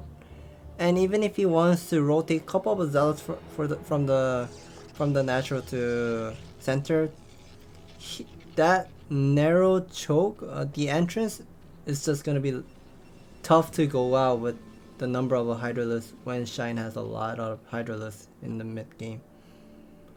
Well, we do have gateway opener from YSC, typical overpool opener from Shine. Looks like it is going to be an unfortunate scout for YSC, not going to find Shine first. Now back in Shine's main, I imagine that the hatchery is just going to go down at the natural, no crazy all-in build with a gas follow-up. The question for me every time I see a gateway expand is how many zealots are going to be the follow-up for our Protoss player. Yesterday we saw the Protoss player just get dismantled by a couple of lings, so I hope this time around potentially we see a Forge before the Nexus. Yeah, I think Shine is not gonna do any of a drone scout, because this is a 3-player map. He can scout 2 spawning locations with these 2 ovular at the map, at the center of the map. And it looks like Shine still does not have the extractor started. Looks like he's gonna go for 3 hatchery first before the extractor. A couple of the Zerglings will be being made, 6 Zerglings in total. Looks like that single probe is buying quite a lot of time, not letting Shine to take the 3rd base yet. Oh, is that probe gonna win the fight? I know the drone got the first hit, and the drone does knock it out, and the Zealot missed the Ling, so this might be a catch on the Zealot at the top side. 4 Lings are gonna intercept that one. Oh no, they're both just gonna run by, and now we've got Lings into the main again. I feel like I'm watching the same thing from yesterday. Yeah, that 4 Zergling is gonna be focused hard on those pylon, and that is not gonna be happy for YSC. YSC has to build another pylon right next to the pylon. It looks like those 4 Zerglings will get trapped. That's such a great defense by YSC. I can't believe that happened. 4 Lings with potential to get into the main, and none of them make it in there. Only losing 1 probe. Immaculate defense from YSC. I thought when I saw him pull those 7 or 8 probes that already he was in big time trouble. but as played, YSC just doing a phenomenal job. He's got out a lot of Zealots now, too. I think he has 4 in total, because I don't think any of them ended up falling in the center of the map. Maybe one fell. But overall, YSC, wow, just a great defense there. Now, back in Shine's main, it is not going to be the effort style from the olden days. It is not going to be 5-6 hatcheries before gas. He is just going into a standard extractor follow-up. Now, going for this extractor, does this mean anything? Is it already a tell that this is going to be a 3-hatch Hydra play, or could this just be a lair follow-up? Since he has gone for those 3 hatchery before the extractor, I have a feeling that there's gonna be the lair. I had a feeling that he might have gone for a lair tech first, because since his extractor is a bit slow, he cannot go Zergling speed at that time. So wow, another 4 sneaky Zerglings will be harassing inside of YSC's natural. And where are the Zealots? The Zealots moved out right at the time that the Lings walked in, so they get 3 probe kills. Now they're going to get more probe kills in the main, and you can see YSC is already cutting probes, so this is already a disaster for him. There's no tech either. There's no Stargate, there's no Citadel, and with the lair going up, Spire will be coming in at a great time in comparison to the potential Stargate. Looks like the Zealots are trying to get a good angle onto these Lings, and I think that's about as good as he's going to get, yet still the Lings are going to win the fight. And YSC is in big trouble. He at least forces out some more Lings, but those Lings in the main are wreaking havoc. Oh my gosh, that's like 6 probes! Yeah, that's a lot of damage that YSC is taking. And it looks like all those Zealots are down as well, so Shine might pretty much do whatever he wants. This is already game-ending damage. We're approaching almost 9 probe kills, maybe. I think that might have been the 10th probe right there. Still, the Lings are alive. Now speed is kicked in. There's no cannon in the main, so the Zealots and the probes are just going to have to continue to fight. That's going to be another probe dying, and YSC, his supply is so low. Yeah, this is totally not happy for YSC. And he only has 2 Zealots total. All of the Zealots that he sent towards to Shine's natural, he did not do much of a damage here and there. And it looks like Shine has lots of drone now, and the Spire is almost done when the Corsair is about to be popping out.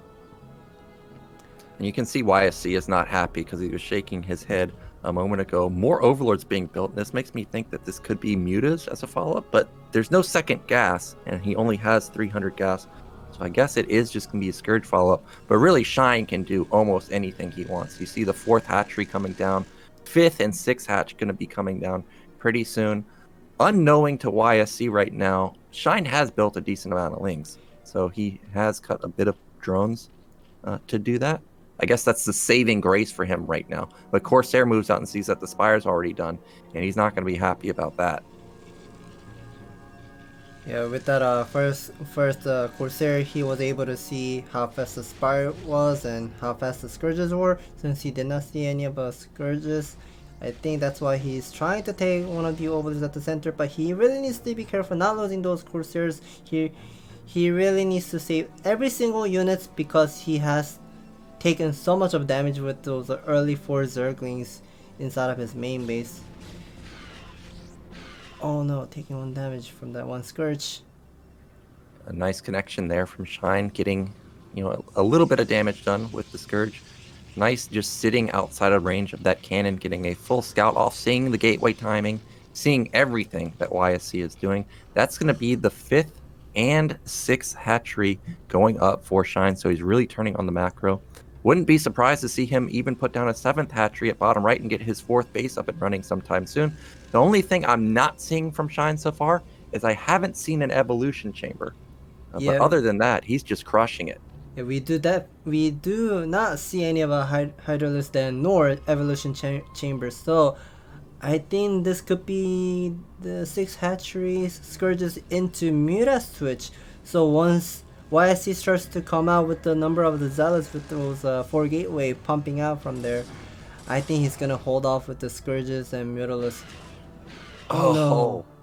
Both set of Scourges there end up connecting onto the Corsairs. It looks like 2 of the Scourge went onto separate Corsairs, so at least YSC ends up saving one of them. Constant Sair production from YSC though, so this Muta switch may actually backfire. There's the evolution chamber that I was waiting for.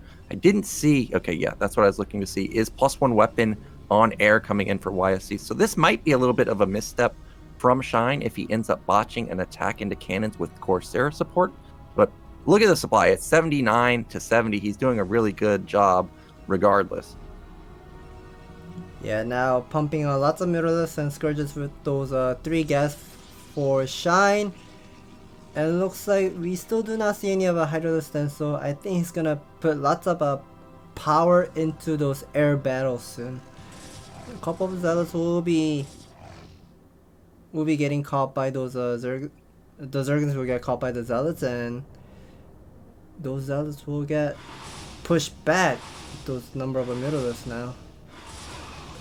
Yeah, now the gig is up. Sayers do find the Mutalisk, and that's a lot of Scourge that are going to try and combo with the Mutas, and the Sayers are going to have to turn around, and they can just moving shot these Sayers. Second Sayer falls, third Sayer is probably going to fall pretty soon if he catches all of them before they get to the camp. This might be game ending. 1 Sayer left over, and sure, Templars are out, but no Storm available. He goes straight into the main, and there's no defense here. Yeah, he does not have much of a cannon nor enough Corsairs to deal with this 9 Corsair with a couple of Scourges. It looks like he has to give up his main base and go for base trade here. Since he has been taking so much of damage at the main base, he needs to do some damage, but there's going to be lots of Hydralisks being made, holding up that narrow entrance. Yeah, this is what I was talking about earlier. The narrow entrances, you really can't get a lot of units through them. And that's going to force YSC to turn around. Oh, man, Templars are going to get caught. But look how many Lings and Hydras are just sitting and waiting at this third base. And I think we may just see a tap out here because there's no answer to the Mutas. He doesn't even have an Archon out. He lost his second Templar, so they can't morph into an Archon. And it's just a matter of time now. Wow, Shine is playing excellent this game. And constantly picking up those Corsair and the Knight Templars here and there. Wow, double kill here. And that's going to be the GG for YSC. And that's painful. You could see YSC's reaction. He was not happy about that game. And I think he played fine as a follow-up to the Lings, but the Ling damage, getting at least 10 probe kills, was just insane. And it looks so good, especially after his initial probe hold at the natural. It's so painful to just really lose to just 4 Lings. But sometimes that's just how it goes. It ends up not being your day. But Shine is going to be moving into the decider match, and he's going to be going up against Light. Yeah, YSC really cannot open his eyes. He's not happy with how he was playing in this losers match, and losing so much of pro by non-speed Zergling. Yeah, he cannot really put his head up. Yeah, it's always frustrating when you let something pretty stupid like that happen. Like, his Zealots moved out. The Overlord didn't even see the Zealots moved out, and Shine just happened to move out at the right time, and there was no defense for YSC. Didn't even send a single Zealot or probe on hold position at his natural. And once the Lings get in, it's kind of just lights out. So, Shine will move on. He's going to be facing Light in the final. Remember, this is best of 1. It is very cutthroat. Whoever wins this match is going to move on into the round of 16. And surprisingly, Light is the one on the chopping block, and there's a real chance that Shine gets out. But before we go to that, we're going to get into a quick commercial.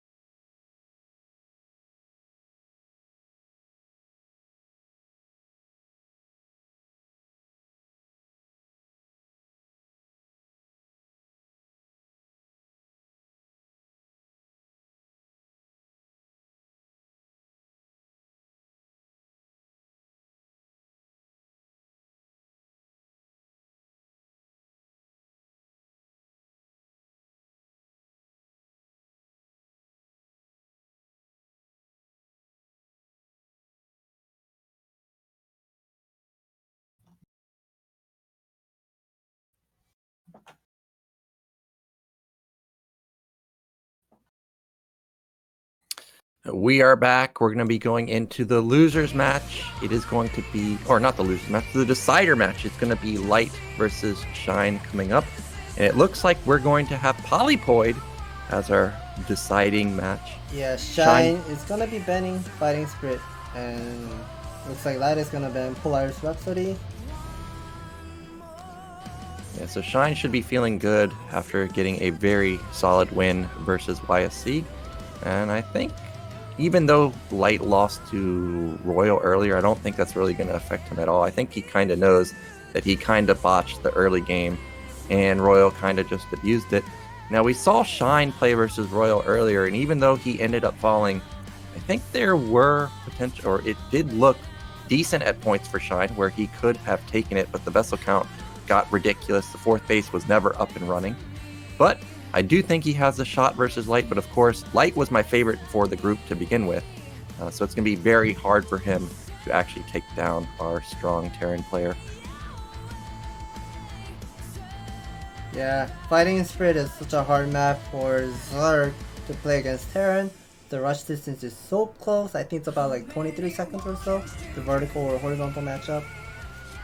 And that could be the reason why he banned Fighting Spirit. And for Terran, he banned, Light banned Polaris Rhapsody, because Polaris Rhapsody has such a very far rush distance and has a lot of ramp to climb up and see from the Mutila's harassment when his M&M ball starts to move out. Yeah, also I think Polaris Rhapsody has that double gas at the corner bases, doesn't it? I haven't played that map in such a long time. 1 o'clock and 7 o'clock has double gas.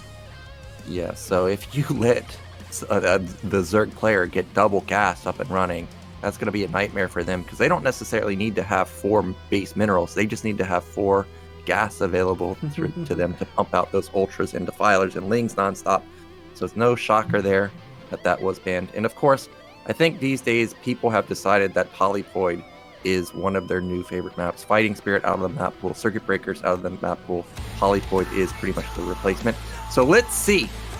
Does our Zerg hero in Shine end up making it out, or is it going to be a second Terran player getting into the round of 16?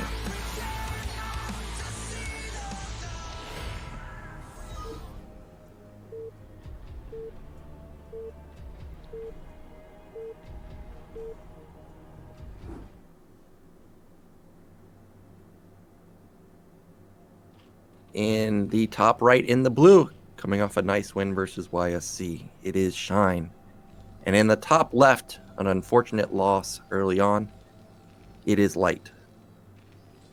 So top left, this is one of the positions that you can wall. I talk about it often on my stream. What do you think about walling opposed to just going for standard racks in your main? A wall at the main base or the natural? At the natural. Oh yeah, I guess there is potential here with somebody like Light that he could wall off and go 2-port Wraith. Yeah, however, even if he can go with a natural wall with the 2 supply depot with a single barracks, every single marine that pops out from the barracks will be outside of from his natural, and every time when he gets the extra marine, he has to lift up his barracks. So I don't think he will go with A-racks and I mean natural barracks, and looks like he's gonna go with the A-racks opening here. Well, this is an interesting 8-racks placement, because unfortunately for him, Shine's gonna see it instantly with his Overlord. We did see, who was the Terran player yesterday that ended up going for a forward racks? Barracks with barracks. barracks. yeah, he ended up going for a forward barracks, and it was very far out in the center of the map. Back in other tournaments, or usually on Polypoid, you see this racks being either on the high ground or just slightly below where Light put this barracks right now. I'm surprised at this placement, because as I said, it's going to get instantly scouted. Now, what's your follow-up with an 8-racks? Do you think that this is going to be gas? I imagine now that the wall is going up that this is probably going to be gas. Yeah, I do agree with your opinion. Since he has been walling off with the one single supply depot with the single barracks, I think he will be taking the refinery. No, I do not see any of a refinery, but does Light know? Oh yeah, he can see that overlord now, so he will definitely know that Shine is located at the 1 o'clock spawning location. And it looks like there's going to be the second supply depot wall. So it does look like this is just going to be a command center follow-up. I guess he's decided that since he can wall off the natural, he might as well continue to go for a macro game if it's possible.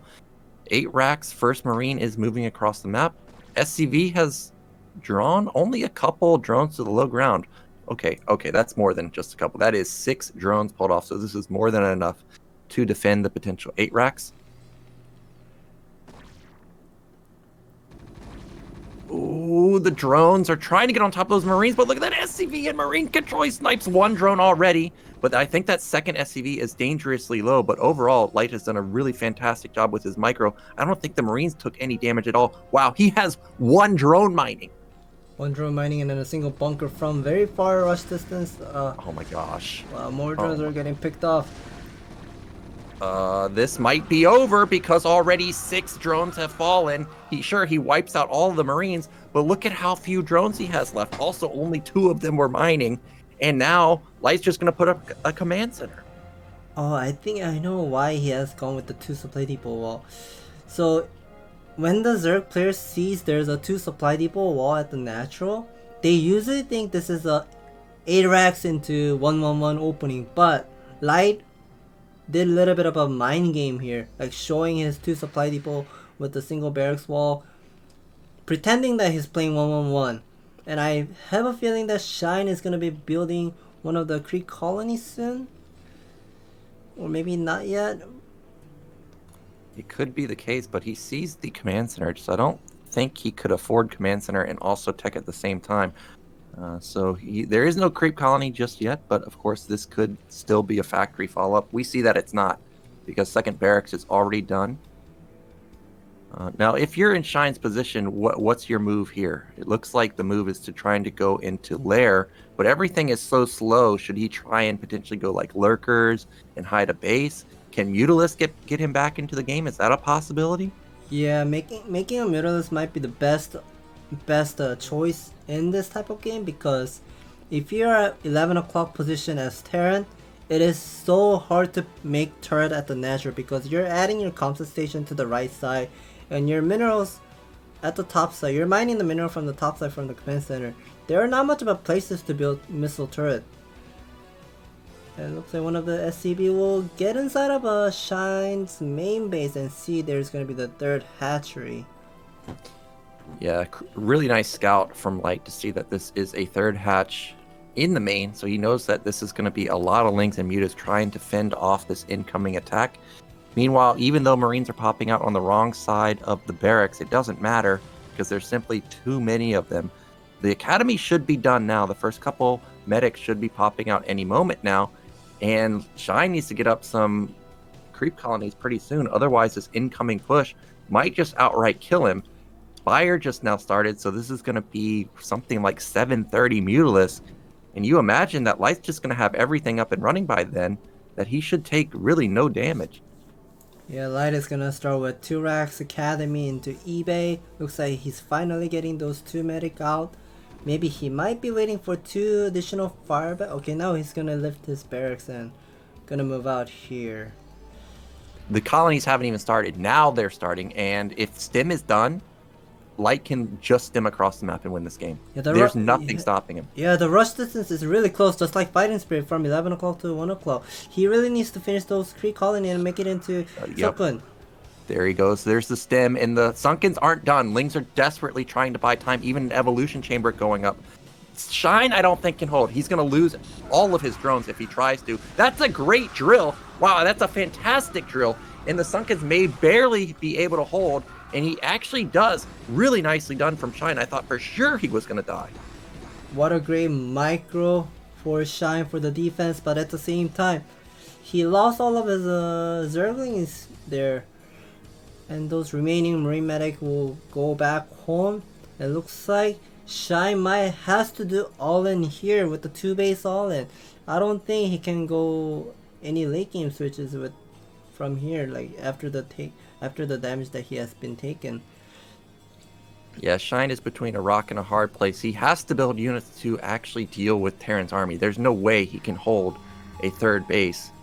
He's forced to just build tons and tons of units. But at the same time, Light's ramping up his tech. He's already putting down his starport. So just like Royal earlier, he's teching extremely hard. And I did notice that his eBay is already blinking. So he's also going to have +1 weapon coming in. So really, Shine, I don't know what he can do. He just doesn't have many options. He's going to play very greedy and try and pray to get up bottom right. You can see that the tech choice is going to be fast Queen's Nest. So it looks like he's going to rush into Hive, but that means there's no Hydrogen anywhere. Yeah, I don't see any of a Hydrogen nor any Mutalisk. He pumped out lots of drone instead of making 9 Mutalisk, and it looks like Light is gonna have these double starport inside of a main base and have a couple of missile turret right next to the command center and on the barracks as well.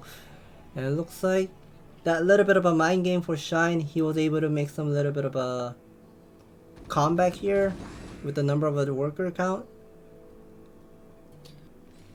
We do see that the Mutalisks are just sharking around the middle of the map. He's trying to find the army. You can see that he doesn't have vision onto where the exact placement of the units of Light are just now. We can see that half the army's actually sitting in the main. So Light just has such a deadly army right now that if he moved out, I think it's unstoppable. But for now, he's going to play cautious, make sure he doesn't get backstabbed and lose his SCV line.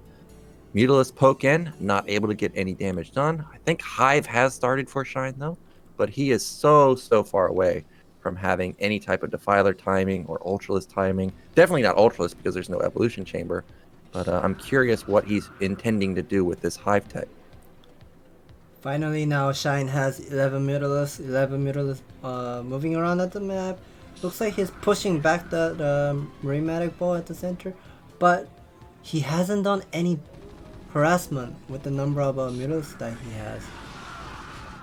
Looks like one of the Mutalisks are going to fall, trying to engage those Marines. Light is airtight. There's just no angle for Shine to get any damage done with these Mutalisks. He even just pokes in for a second and loses a Mutalisk instantly.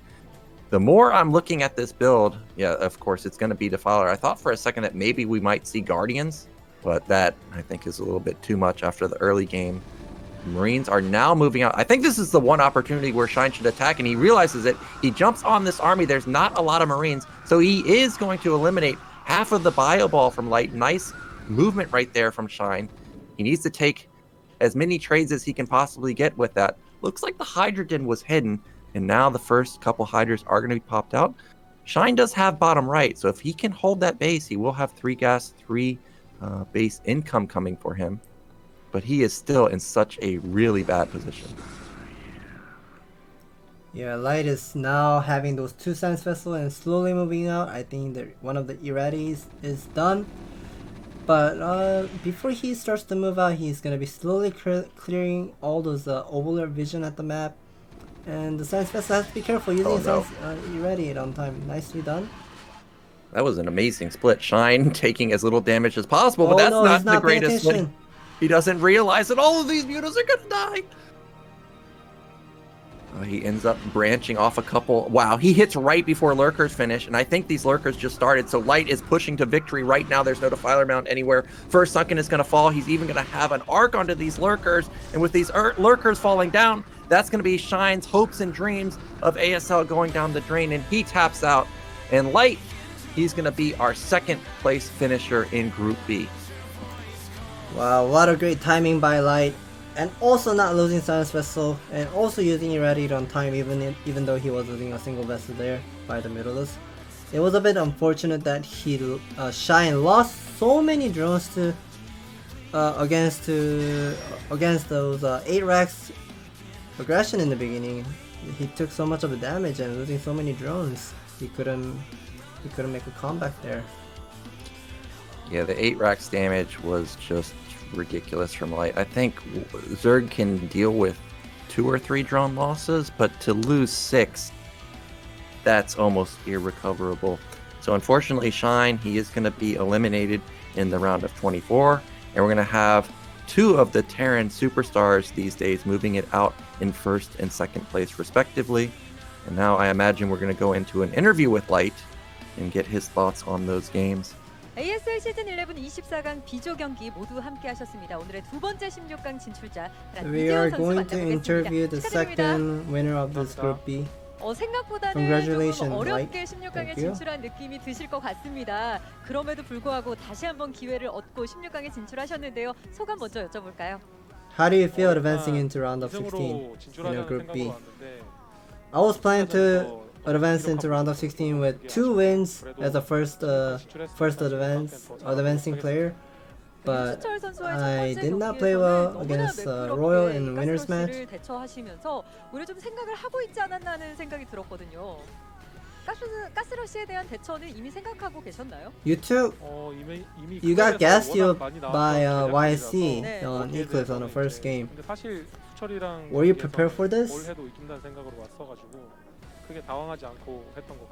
It's been quite known that a lot of product players are doing gas seal in Eclipse, so I'm already used to it. And I'm also confident to do whatever I want against YSC, so I just played as usual. 사실 제가 테란 대 테란전이 요즘에 조금 부진한데 그래 좀 걱정을 많이 하고 테란 대 테란전 위주로 준비를 했어요. You seem like you're not doing really well in Terran vs Terran matchup. What are your thoughts? 본선에서는 더 I do agree with what people are saying around me. I do not play well in Terran vs Terran recently, and also made a little bit of a bad decision making against Royal. When you're doing A-Racks against Shine, against against what was I saying? Yeah, I started with the A-Racks against Shine, and I didn't know Shine will take so much of damage from my 8-Racks aggression. I expected that I will kill more than a couple drones. In previous season, I was eliminated super quick, and I should not underestimate my opponent from now on, and constantly playing well with my edge and play well and also perform well in the future game.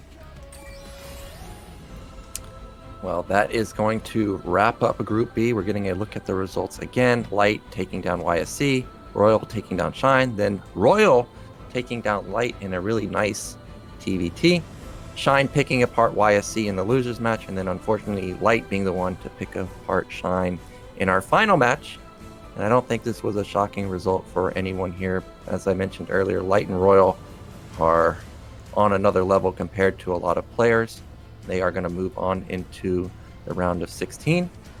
And that is going to be it for us. Remember, Group C is going to be coming up on Sunday. And then Group D, we have Scan, who's going to be playing, and he's going to have his work cut out for him going up against Snow, Shuttle, and Sock. I asked you earlier, what are your thoughts on this group? And we didn't get to finish that thought. So what do you actually think? Am I going to see you make it out in first place? I don't think so. Snow is right now a monster player in Protoss vs Terran matchup. So if I am able to make it through in the first game, I think I can make it into round of 16 easily. Oh wow! So you're not too worried about. I am not too worried. I am not worried about playing against Shuttle or Sock, but against Snow, I am a bit concerned how I'm supposed to be playing against Snow. Yeah, Shuttle and Sock are definitely the mid-tier pros, and Snow is definitely, best of the best as far as Protoss players are concerned. So it will be a very hard matchup. Now, what about Group C? You got any favorites for this group? We see that Speed is in there. Your boy, Cash Shield. No, Speed is sexy. Oh, my bad. That's sexy. I forgot. We talked about that earlier, where he wants to change his name to Speed, and foreigners just are not going to give it to him. It doesn't matter how bad he wants to change his ID to Speed. That's not going to happen. For those of you that don't know, Speed is sexy, who is 10-minute Flash, who you see at the top of the ladder all the time. Yeah, looks like in Group C, Best is gonna advance into round of 16 easily, in my opinion. But at the same time, JYJ is also such a great player.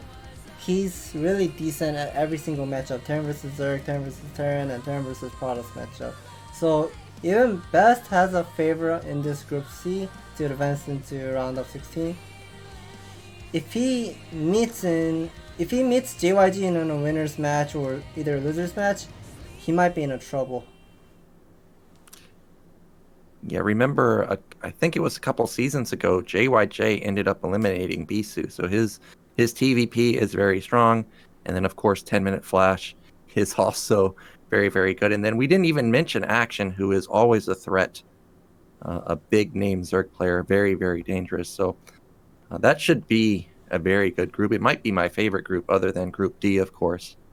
But yeah, I'm surprised that you're so confident in your group. I think I kind of agree. If you beat Snow, you could definitely make it out, and that would be round of 16. This is your first ASL, right? So making it into the round of 16 would be a very big deal. Yes, it is gonna be really tough to play against Snow, since Snow is such an annoying player with the Reaver micro. Oh, I know. Ever since in the beginning to late game as well, he constantly uses River until someone types GG. You know, when I was in ByClan, I'm pretty sure I was playing with Snow back then, and he has by far the best Reaver control I've ever seen. And back then, when you played him, you knew it was coming, and it didn't matter that you knew it was coming. He was going to kill you anyways. One of three things always happened to me. He either killed all my depots and I got supply blocked, he either killed all my tanks and I had no units, or he killed all my SCVs and I had no econ. I hated playing versus him. So yeah, he's just amazing with his Reaver control. And then he combos it with carriers, which of course is everybody's nightmare if you're a Terran player. So he's going to be a real challenge, I think, for you in round of 24. But of course, we're all rooting for you to make it. And it would be so exciting to see you in the round of 16 or beyond, really. Yeah, thank you for cheering me. I'll try my best to make it into round of 16. And yeah, I do have a little bit of a... I do have some of a... What is it? Practice partner for preparing for ASL round of 24. So they will probably give me some feedback on what my mistakes were, and I'll try to constantly improve and try my best. That's all you can really do, right? Is just give it your all, and sometimes it goes in your favor, sometimes it doesn't. But guys, thank you so much for watching again. I mentioned it in the previous cast that if you want to watch Tastosis' takes on these games, they are not going to be casting it live this season, but they are going to be doing VODs. So make sure you check out, I think, probably Artosis' channel or the Africa main channel for those VODs. They will be casting them and they will be uploaded in the near future. I don't know when they're going to be uploaded, but I imagine shortly after the current games are played. So definitely look to those channels if you are interested. Yeah, it looks like those Korean casters are talking something else that we do not know. They might be talking nothing close to StarCraft, but it looks like they're about to end the opening soon. Yeah, we don't have audio, so we're not too sure what they're actually saying. I'm trying to guess. It looks like it's probably going to be ending soon. So again, guys, thank you so much for watching. Of course, this is I am Nyoken, and joining me is Scan. So thank you so much for watching. It's always a pleasure to cast these games, and I'm very thankful for Africa to giving me the chance to do this, because it's been a lifelong dream to cast a Star League or play in a Star League. But I think playing in a Star League, that's not going to happen. The players are just way too good these days. But I always have hopes that could happen. And you know, actually, I think there's a real chance that a foreign player might be able to make it in, because you know, DeWalt went something like 10-16 versus Miso past couple of days. Did you see that result? No, I haven't. Yeah, he lost to Miso in the first day in a best of 15, 8-7, and then the next day, a little uglier. It was 3-8. But still, to be able to put to be able to perform that well versus a high-level pro like that does give foreigners a bit of hope. So maybe maybe not the near future, but in the distant future, we may be able to see a foreign player actually make it into the ASL. So that would be very exciting. Into the Rain is cracking up about something. Yeah, Artosis and Tasus, they are gonna be casting VODs, and I think they're gonna upload their videos on Africa Esports on YouTube channel, not their channel. So if you're interested to check out Tasus's comment, then please check out on Africa Esports YouTube channel. And it looks like the Koreancasters are about to do the close ending part. Okay, maybe not. I can't really read their mouth, their lips. Well, we know that you have started selling some guys. Tell us a little. Oh, looks like that's going to be. Is that it? I thought for sure that was going to be it. Yeah, every time when they're looking at the camera, I think they're about to end. There you go. All right, that is going to be it for Group B, guys. Thank you so much for watching, and we will be back on Sunday. And then definitely tune in to Group D because Scan's going to be playing in that, and you all definitely need to cheer for him. So again, thank you so much for watching, and bye-bye.